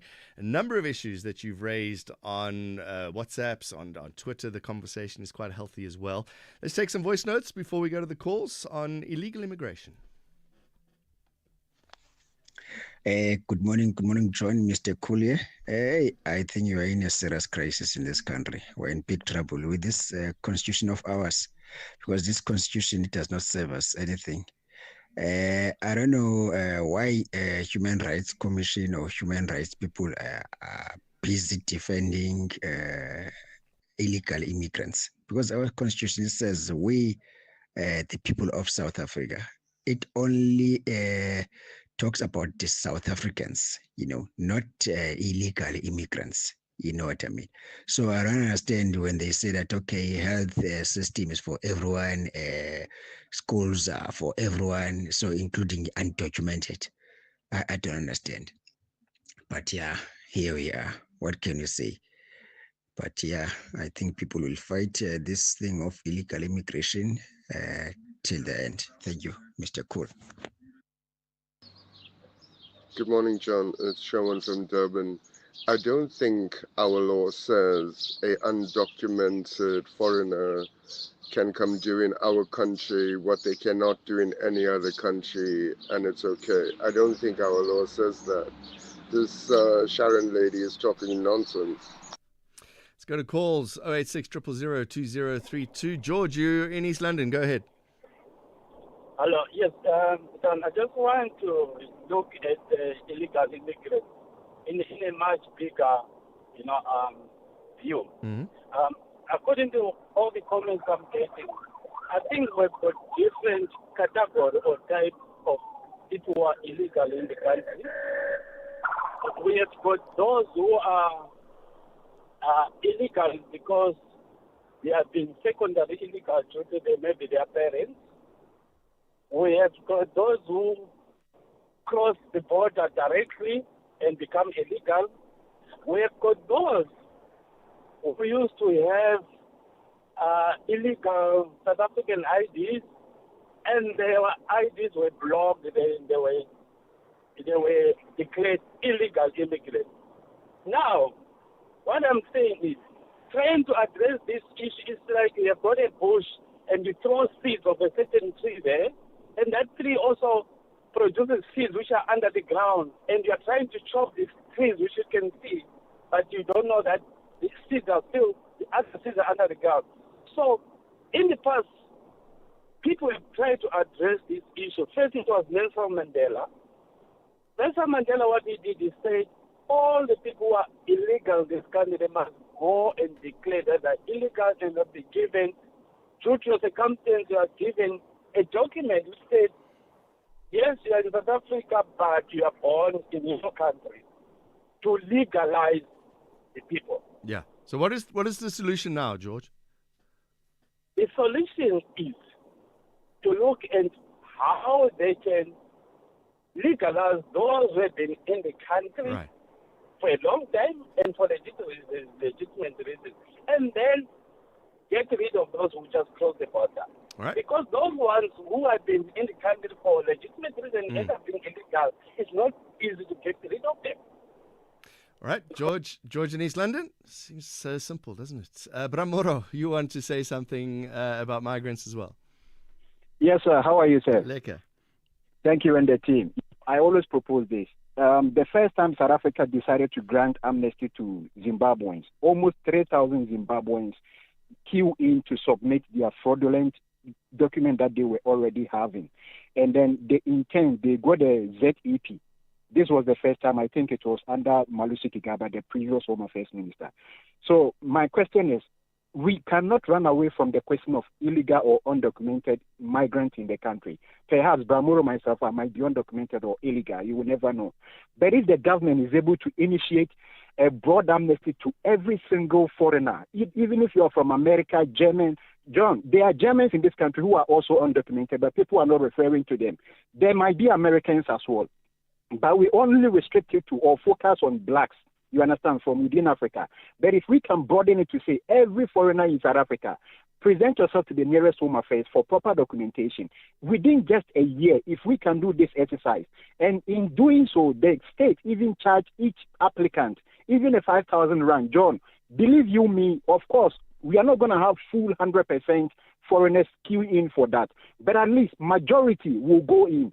There are people who are doing serious business, which is legal business, but because they are currently illegal in the country and it was not due to their own self, Home Affairs sometimes reject permit applications of some foreigners. When they reject your application, you go for a review. Review can even take 3-4 years, still pending on the system. All these people are facing difficult challenges. The banks are blocking their account. Kids, even in schools, are not even getting the right document to be in school. If 2 foreigners give birth in South Africa, they are only given a white paper called proof of birth, which is not birth certificate. Right. Technically, they are illegal in the school, but it was not the negligence of the child, but because of the laws that the state has implemented. To resolve this issue, the Ghana High Commissioner designated to South Africa, His Excellency Mr. Benjamin Kofi Kashi, has personally proposed a fantastic proposal to be given to the South African government. This is what all the foreign embassies in South Africa need to also do. We cannot always expect the South African government to proffer solutions. Okay. But the embassies operating in South Africa needs to come to the table. Likewise, the government of Ghana has already done. Thank you, John. Bramoro, thank you very much. Short and sharp. Sipo, what do you have to say? Yeah, I mean, John, I think you may have opened a can of worms this morning by having this discussion, but I think a discussion that needs to be had and almost without emotions to it. I just battled a bit this morning with, I think it's the lady's name, I can't recall. Sharon Ikambaram from Kopanang, Africa. Sharon, in terms of how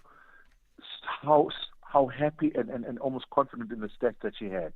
Now, logically for me, it becomes a bit difficult to say that we've got issues around illegal immigrants. So how can we have stats and undocumented foreigners in the sense that how do you know the numbers if they're illegal and undocumented and haven't gone through the system? Right. So you can't talk about a number that is outside of parameters that you can control and actually see their numbers. So for you to speak categorically about numbers, about illegal and undocumented, and we know for a fact that we've got porous borders in our country. So it's an issue that we've got to deal with it almost like with really calm heads, and also not hide behind stats SA numbers, because stats SA numbers are numbers that from a parameter that is controlled. And we know that a number of these numbers fall outside of those parameters.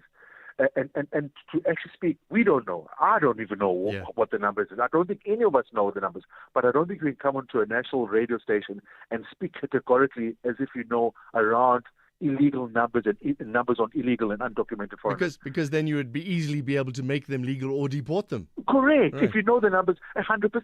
100%. Right. So, and if you see, judged by the number of calls that we've had, and I know it's a small pool, but the number, I'll speak to the fact that I think we do have an issue around undocumented and illegal, and something that we can't hide from. It's not being xenophobic.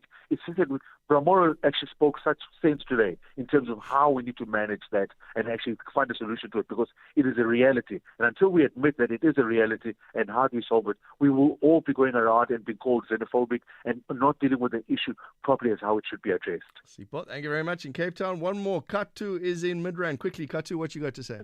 Good morning, John. I think I'll cut my first point and jump to the second one. Yep. As South Africans, we are also participants in this problem, because we pick up the people on the sides of the road to come and do work for us in our houses. We don't care if they're documented or not. And also in our houses, especially in the townships, we have back rooms where we've got illegal immigrants renting there. So it becomes about an income. But if you do ask the average South African who's doing that and you say, but why are you doing this? You're breaking the law. They'll say there are no employment opportunities. This is the only way I can feed my children. So we've also got to look at that as South Africans, yes, we've got a huge problem, but we are also participants in this problem. Thank you very much for your views. We'll take more calls and texts later on in the show. It's 20 minutes past 8. This Women's Month, SAFM stands with the women shaping South Africa's future. Under the theme, Building Resilient Economies for All, we honor the pioneers, the problem solvers, and the everyday heroes driving change. Stay tuned as SAFM brings you powerful stories and meaningful conversations that move us. SAFM, celebrating women, celebrating progress. SAFM, leading the conversations that move us. The only talk radio morning breakfast show that makes sense. The Morning Brief. All right, I've been told we're going to take more voice notes now. Where do we start? Should we start right at the top? Morning, John. The things that groups like March and March are complaining about is the same thing these suburban people complain about when it comes to NHI. They don't want us to flood their private health system, but they want their workers, their domestic workers, to flood our public health system. It's not fair. Hi, John. You know, this rights organization, human rights organization, they're just talking for the sake of talking. I mean, I think they're just trying to be relevant in them protecting illegality in this country. If you go to the clinics, you go to townships, there are a lot of illegal immigrants. And I don't hate African people. I'm an African, but people need to be in this country legally. As much as we can't go to other countries illegally, they must be here illegally. So why are you protecting illegality? These people may just keep quiet if they've got nothing to say. Good morning, John, and the listeners. The lady there from Kopanang, Africa, she says we have numbers that are being exaggerated. In the same breath, she says we don't have tracking systems. So how does she know that these numbers are exaggerated? Bottom line, South Africans are tired of catering for foreign nationals. They can't keep on throwing and pushing this thing down our throat when we had said we do not want to cater for these people anymore. We are fine. Thank you, Sydney in Witbank. Gore, I tend to differ with this lady who says the issue is not illegal immigrants, it's the abuse of funds. That is not necessary. It's not the only factor. Are we saying if we had enough money, then we should be able to support everybody who come illegal in this country? We should not consider it. So it is also a problem on its own. Corruption and misaphoning of state funds is another issue. But illegal immigrants cannot flow to South Africa like a river into the sea unlimited. There's no country like that in the world. After all, in all African countries, it's only South Africa that offer free healthcare to illegal immigrants and even foreigners. Even when you are illegal, you are legal in the country, in other countries like in Zimbabwe. They don't treat you. So South Africa need to change its attitude. Foreigner cannot just flow in. Services need to be given to people of South Africa. A foreigner need to have a medical aid to come and pay for their own services. Some of your voice notes, 0614 104 107. Let's go to the calls. Mandla, you want to talk about service delivery? Yes, John. I think our people need to be educated about how money is distributed by government to communities, and that it depends on the number of registered voters. So if our youth and other people do not register, then they might be losing out on money or benefits that would have been due to them. The other thing is, it's not fair for people to be saying suburbs get better services than the townships, whereas suburbs do pay for rates and taxes, but the people in the townships do not want to pay for services. Then how do they suppose they will get services? These are serious questions we need to debate among ourselves. Thanks, John. Mandla, thank you very much. Mandla was calling from Umtata. I think we can go to Durban. Qolani, you want to talk about Mopanya Mall? Yes, morning, John. How are you? Liquor. Good, man.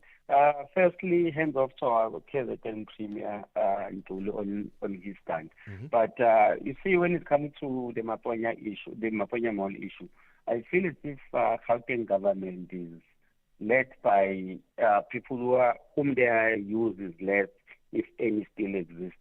I've seen such incidences in KZN where the MECs of transport, they'll shut down the entire taxi rank because of such mischievousness, where they'll shut down the entire route for such mischievousness.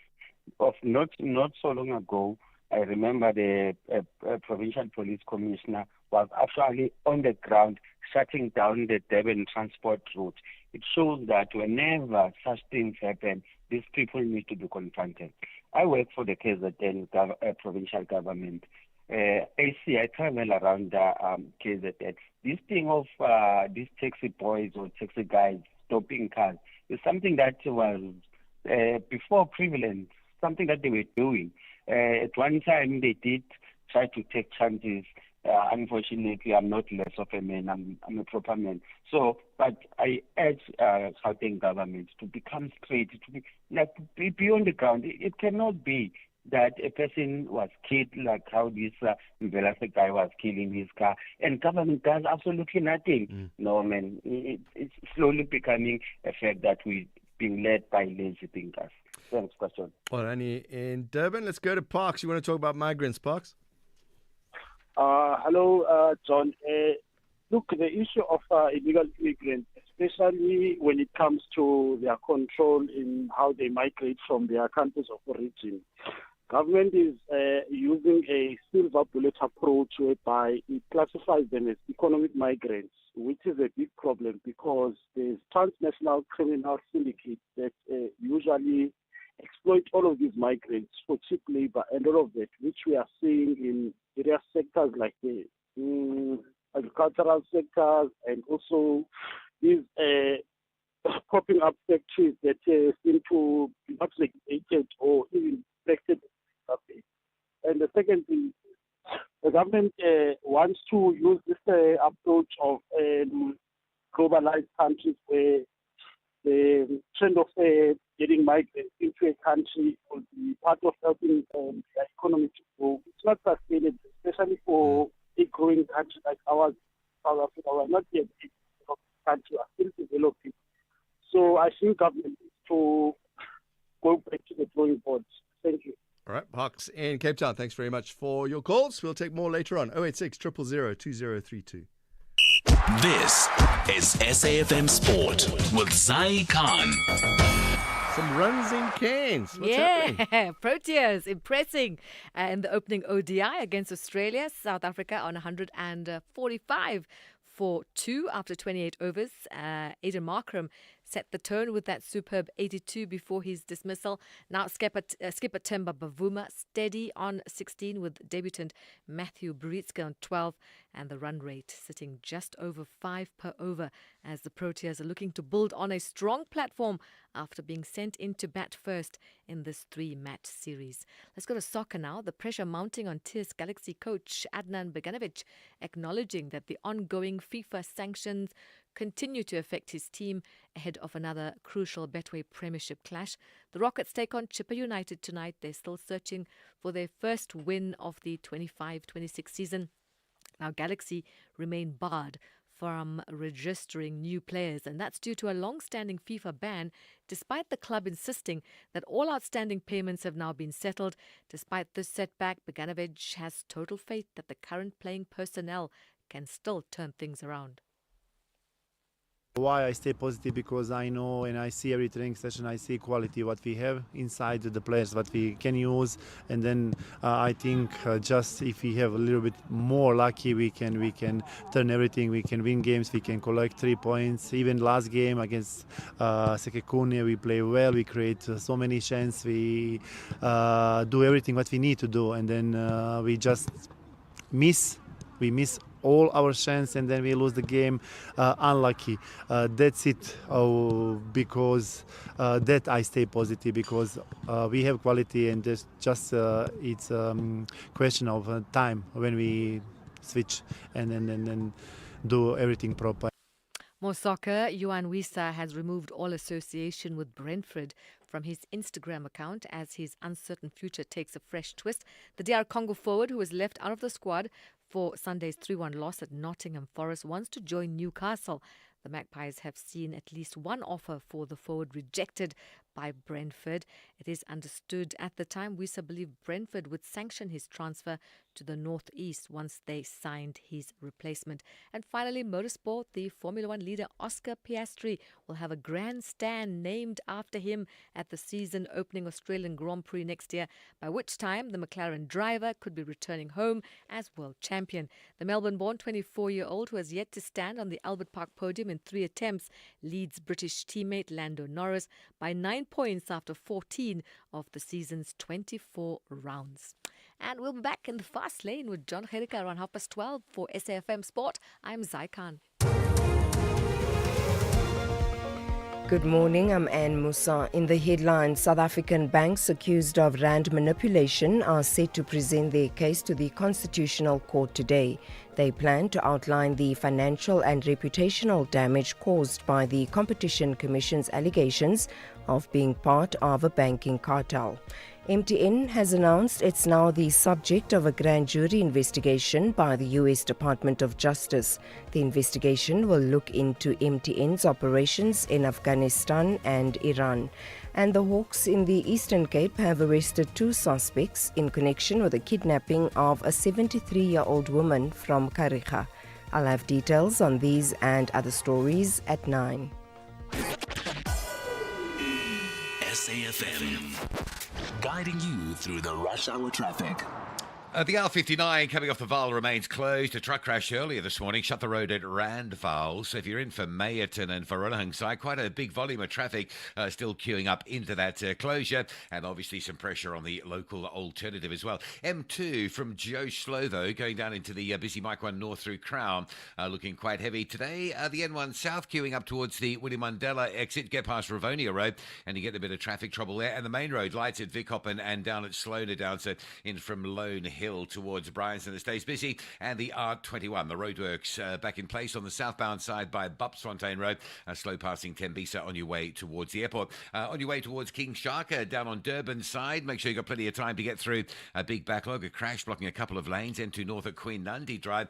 Traffic all the way back through Mgena Road and back towards Clare Road Bridge territory. And Cape Town, just north of the airport, it's a bit of a mission. There are two crashes, one at Robert Sobukwe and Delaray, another at Robert Sobukwe and Stellenbosch Arterial. So a lot of pressure in that part of Cape Town. Lights are out in the heart of Elsie's River, Jan van Riebeeck and Francie van Sail, so that's quite slow.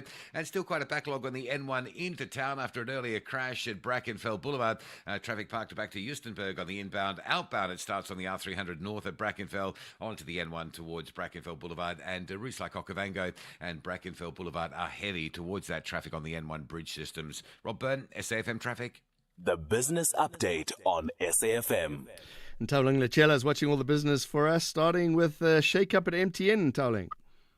That's right, John. Now, we are seeing some changes when it comes to execs at MTN, and the move is aimed at accelerating its Ambition 2025 strategy and driving growth in its second biggest market, SA. Now, zooming in on those changes, Ferdy Moolman, currently Group Chief Risk Officer, will succeed Charles Mulapisi as CEO of MTN South Africa. Mulapisi, in the meantime, will return to his previous role as Group Chief Technology and Information Officer, focusing on accelerating AI adoption across the business. Yolanda Cuba, previously VP for Southern and East Africa, will become Deputy CEO and Executive Director of MTN South Africa, supporting Moolman in driving growth. Now, these changes at MTN come as the group reported a strong financial performance with a net income of 9.75 billion rands, driven by growth in service revenue, data subscribers, and fintech transaction volumes. The company's total subscribers increased 5% to 297.7 million, with data subscribers growing over 10%.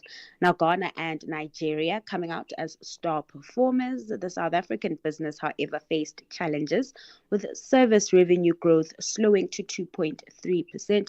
The group has been losing some market share, particularly in the prepaid market here at home. Fintech revenue also slipping down 2.4%. And the downbeat SA performance resulted in its share price dropping 8.4% in yesterday's session. And ABSA doubling down on Africa. Now, these are the first set of financials being spearheaded by the group's new CEO, Kenny Fihla. With 2 months under his belt, Fihla's growth blueprint really centers on East Africa, where the bank has a presence in Kenya, Uganda, and Tanzania.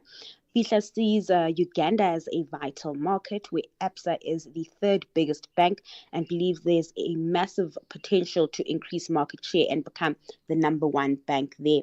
Now, the update on its strategy comes alongside its half-year earnings. The bank's Africa regions contributed 32% of total revenue and 34% of group earnings.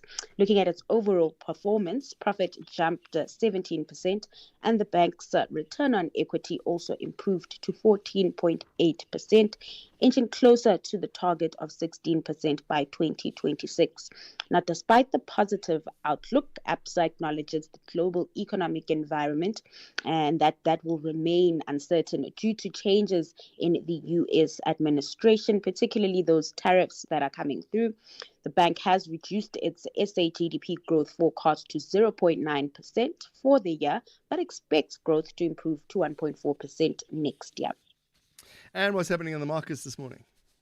So, as we have about 25 minutes before those local markets open, we are in for a choppy session. This as sentiment remains mixed. Looking at company news, it's a slow day with results only from diversified miner BHP. Local traders are looking out for inflation data that's out tomorrow. Those numbers, of course, will provide further insight on whether prices will remain capped below the SARB's preferred target, that being 3%. Now, ahead of of the print, the rand is stable at 17.65 to the dollar.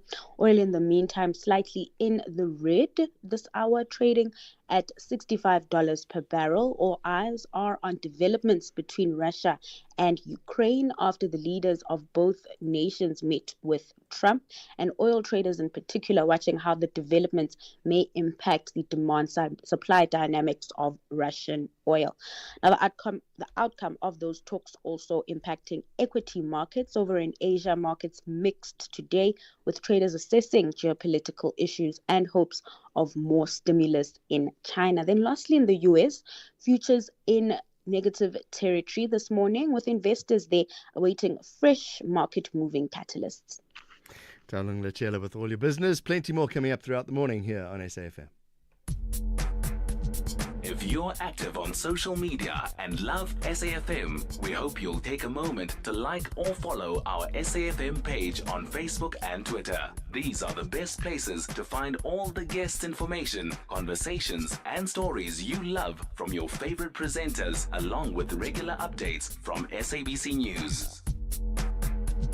And don't forget, you can send your questions to feedback@safm.co.za. SAFM, leading the conversation.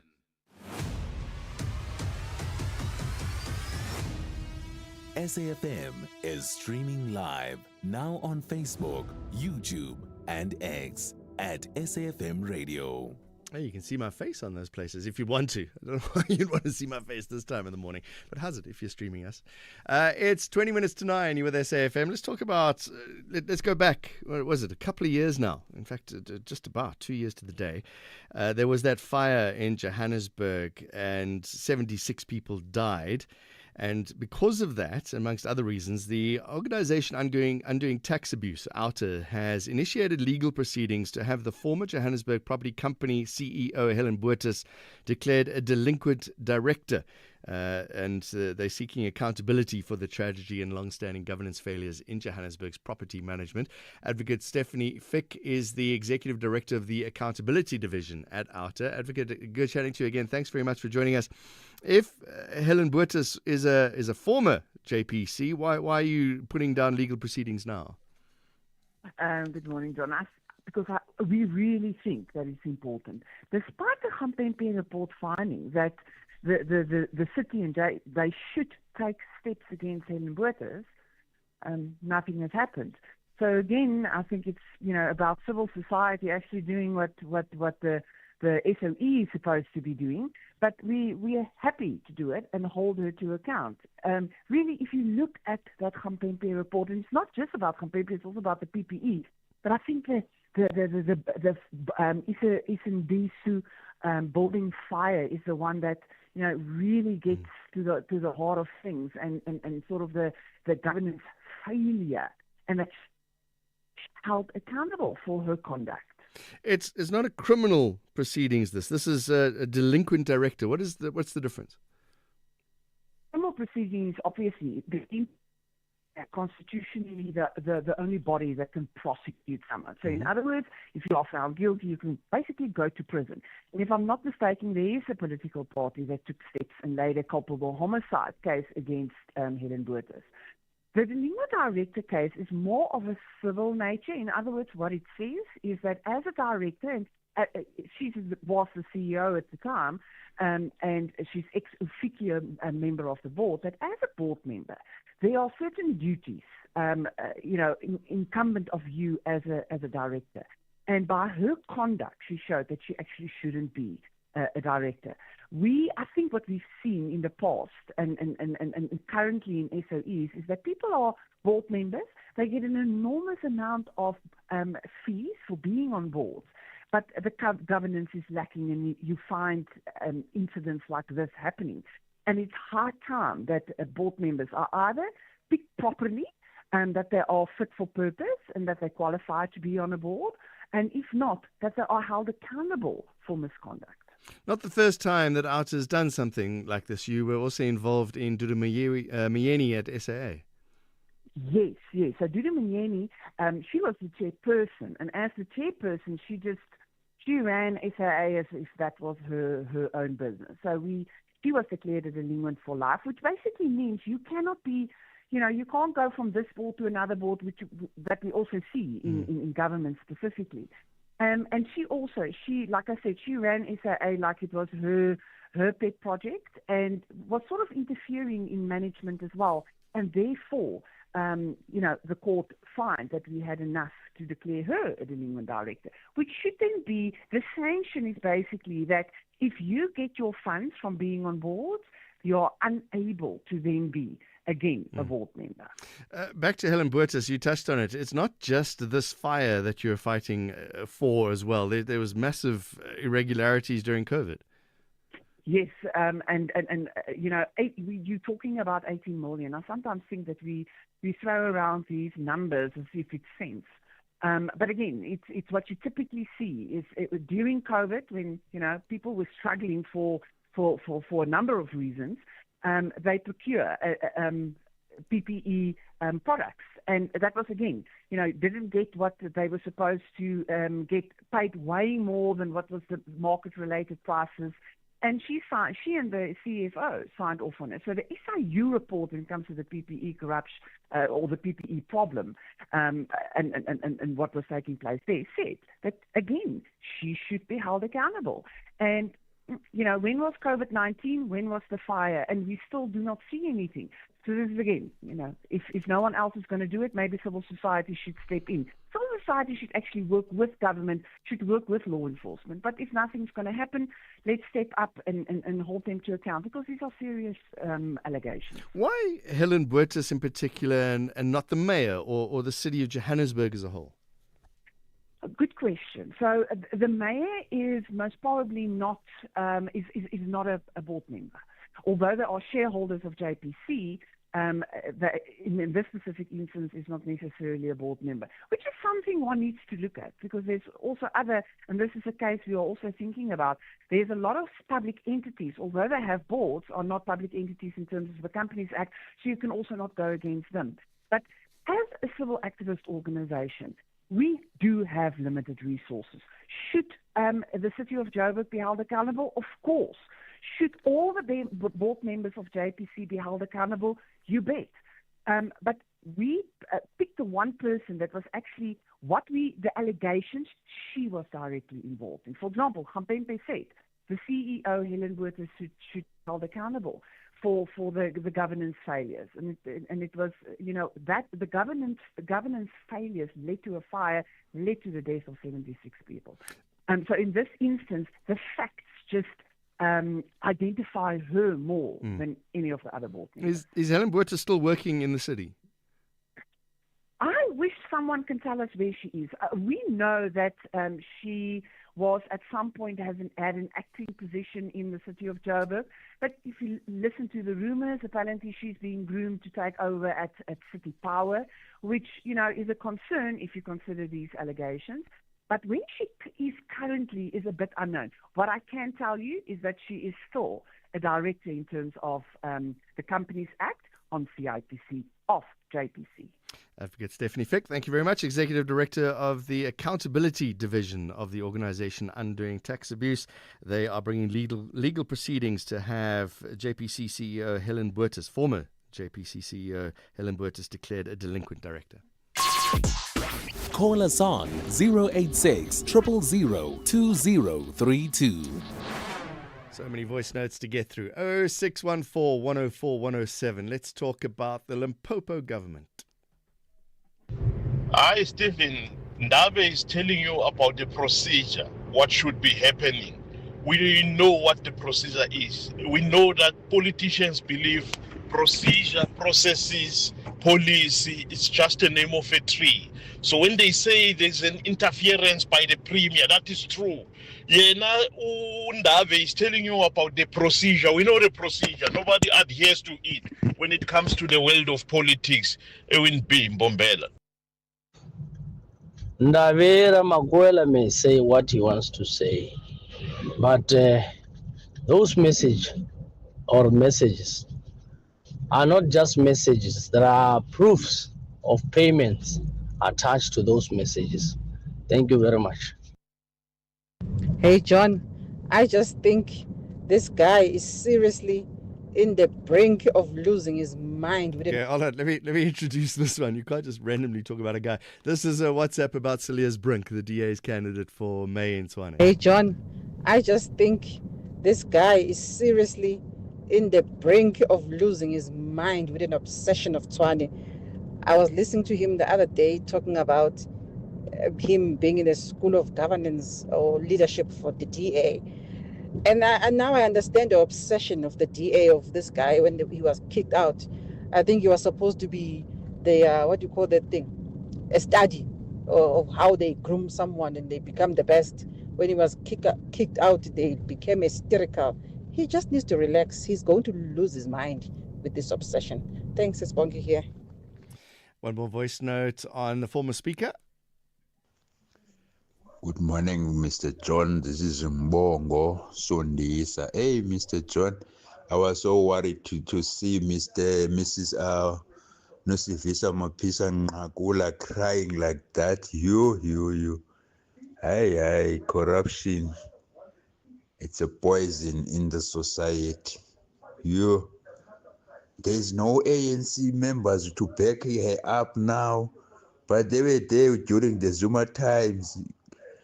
When you are still attending the court, why are they not supporting her so that at least she can have that little hope? Now she's all alone.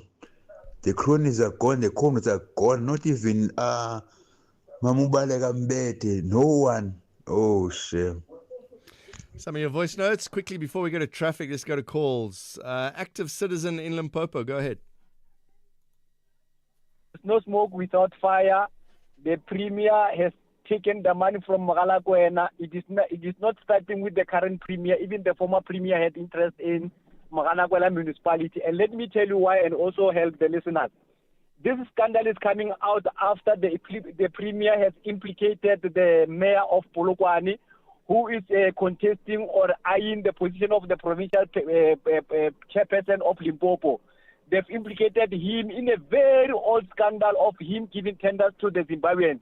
So this current mayor of Capricorn is retaliating. He went out also to dig their skeletons and putting them at the fore to embarrass them, because they're using the scandals to fight one another, and it's a political battle in Limpopo. There are still many more to come. Your listeners must prepare themselves to listen to hear a lot of these things coming out, but they are all truth. They know their secrets, and now they're revealing their secrets because they're fighting a political battle now. All right, and it'll be difficult to work out fact from fiction. Newsroom, work hard. You're with SAFM, it's 10 to 9. SAFM, guiding you through the rush hour traffic. One of our top stories this morning has been the disruption coming in off the Vaal with the closure of the R59. It looks like the road is probably reopened. There is a truck crash at Randval. That's where the Heidelberg Road goes on and off to the R59. So there is a delay, but not the big backlog that we had earlier. Probably just a lane open getting past that scene. Joburg N3 all of a sudden just backlogging into Heldenase. Very slow passing the cement factory territory. And 12 and R24 routes arriving into the airport from the airport. Quite heavy as you line up into Galulis today. And roadworks on the R21 kicking off the new week on the southbound side approaching Bobsfontein Road. If you're airport bound, having left Pretoria, that's a heavy queue passing the Tembisa area. Durban still dealing with a crash on the N2 going north at Queen Nundy Drive. Queues back as far as Umgeta Road. Cliffdale Key Ridge has been pretty good this morning. It still is as well. And Cape Town with a bit of rain about the mother city. Everything on a go slow. Make sure you've got plenty of time to get through it all. The M3 from Constantia through to Hospital Bench. Jam-packed delays coming out of Mitchell's Plain. Roadworks on the M7 up at Samora Michelle causing big backlogs.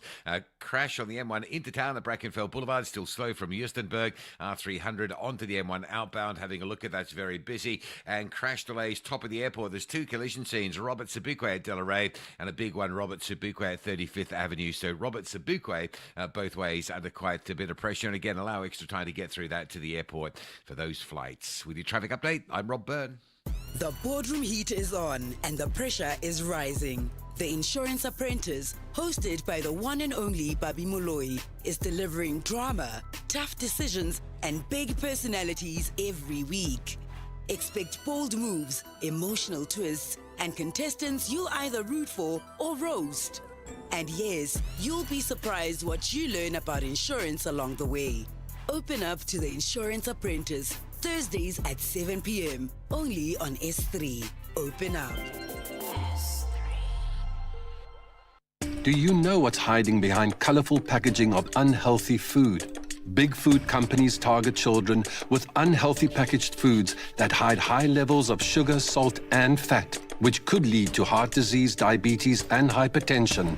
But the truth is hidden from consumers. Front of package warning labels are a proven solution to help consumers make informed decisions. The government must act now. We have the right to know what's in our food. Demand front of package warning labels. Sign the petition on heala.org, HEALA.org, by 30 September. Call us on 086 000 2032. Richard, you're in KwaZulu-Natal. Go ahead. Morning, John. How are you? Lekker. Beautiful morning here in KwaZulu-Natal. Nice. I'm enjoying listening to SAFM because I think it's in effect a national dialogue every day. So, yes. Well done on that. I'm listening to all of my compatriots calling in about the issue of illegal and undocumented immigrants into our country. And I want to suggest that maybe there's another way of looking at this, and it should be part of the conversation. And that is that the whole issue of, I'm a 10 senior, and I read Scramble for Africa, a couple of versions of Scramble for Africa many years ago. But the whole structure of countries, certainly in Africa, is not sustainable. And the reason we've got immigrants is because the countries to the north of us are not sustainable, and they're all indebted. And it almost feels as if, I'm not a conspiracy theorist, but it almost feels as if the establishment has got us squabbling about who should or shouldn't be in our country, whereas the world has moved on from countries. It's now, especially in the Trump-Putin era, it's now dividing into trading blocks, and Africa has a huge challenge in being relevant in that new world. I was listening to a podcast this morning by the brilliant publisher Yuval Noah Harari about how AI and algorithms have already taken over the world financial system, and money flows based on algorithms, not on values anymore. And so for Africa to attract investment, not loans that indebt generations and generations will never get out of the debt trap, but for Africa to attract investment in a world where algorithms decide where the investment goes, we've got to start talking as a destination for investment. And that means not squabbling over borders and boundaries. I know it's an issue that needs to be dealt with, but part of the dialogue must be a regional and a continental dialogue. How do we as Africa become relevant and attract investment instead of fighting each other over things that are very real to the average citizen? I understand that, but I think it's part of the dialogue needs to happen. All right, Richard in KwaZulu-Natal, his views on how to change things. You see, if you're on the ground and you can't get into a clinic, you can talk investment and algorithms and AI until you're blue in the face. But if you're in a queue because there are a host of illegal people in front of you, it doesn't really matter. Magdalene, you want to talk about something different, the national dialogue. Go ahead. Morning, John. John, you know what, man? There is a word which says, love them all, but trust no one. Mm-hmm. And my brother, when he came back from exile, he sat down with me and said, my sister, I can see you are too intelligent like me. Stay away from the ANC people. They're going to kill you because you are too intelligent. Those people are not trustworthy. I've been with them. So the last thing that I'm going to say is that these people, the ANC, took advantage of our situation as South Africans. We were eager to have equity in South Africa. That's the only thing that we wanted. So they took advantage of that, whereas they had their own plan, which they orchestrated under our noses making use of our votes, our vulnerability, of looking forward for equity. And we had hope and trust in them. But right now, for the past 30 years, we've got an experience to say, people, you are not for us. So we South Africans, we are only in need of one thing, to change this government. And the power is in us. So we need to do it. We are no more going to take this thing because they put our people into retrenchment through the unions. They make our people to believe in unions. At the end of the day, they put them into retrenchment. And at the end, the people are not with jobs. People are poor and they are slaves into the hands of the foreign nationals. Enough is enough. Magdalene in Bloemfontein on her views on what is happening in South Africa. We've got a couple of minutes. Let's finish off with voice notes, I think. Something completely different. Somebody on Donald Trump. Good morning, John. Americans are blessed to have a president like Donald Trump. But we here in South Africa are cursed to have a president like Ramaphosa. The president who is not patriotic enough, who does not put the people of his country first, who just doesn't care. Ramaphosa just doesn't care about anything. We wouldn't be having this issue of immigrants if he was protective of South Africans, like Donald Trump is to Americans. Good morning, John. When somebody said there was no service in the township in Tshwane, I mean, that's a lie, man. How is it even possible? Waste, townships. How many of that waste lying there? I'm driving to Praat Township daily. I'm seeing how people just throwing this stuff honestly beside the bin. And this thing about it in waste, that is nonsense. Nonsense. I'm not even staying in a rich area, but we are getting services on time in full. That is nonsense, man. Thank you. Morning, John. You see, the story of these exotic nationals has been so long being a controversy. But now, you see, these people must have papers. Some of us are claiming that, no, look, these are brothers and sisters. Yes, even us are also our brothers and sisters. Now, what then now? They must be here without ID, nothing. Bafowethu. Tusi from Inanda. Bye.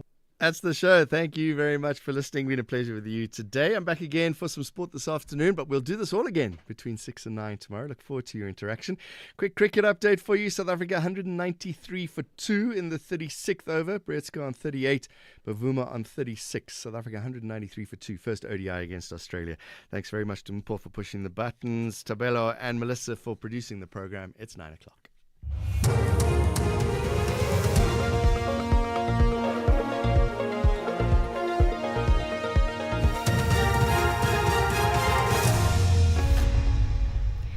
In our top stories, corruption-accused banks head to the Constitutional Court and US grand jury probes MTN. Good morning. South African banks accused of rand manipulation are set to present their case to the Constitutional Court today. They plan to outline the financial and reputational damage caused by the Competition Commission's allegations of being part of a banking cartel. In January last year, the Competition Appeal Court reviewed the matter against 28 banks.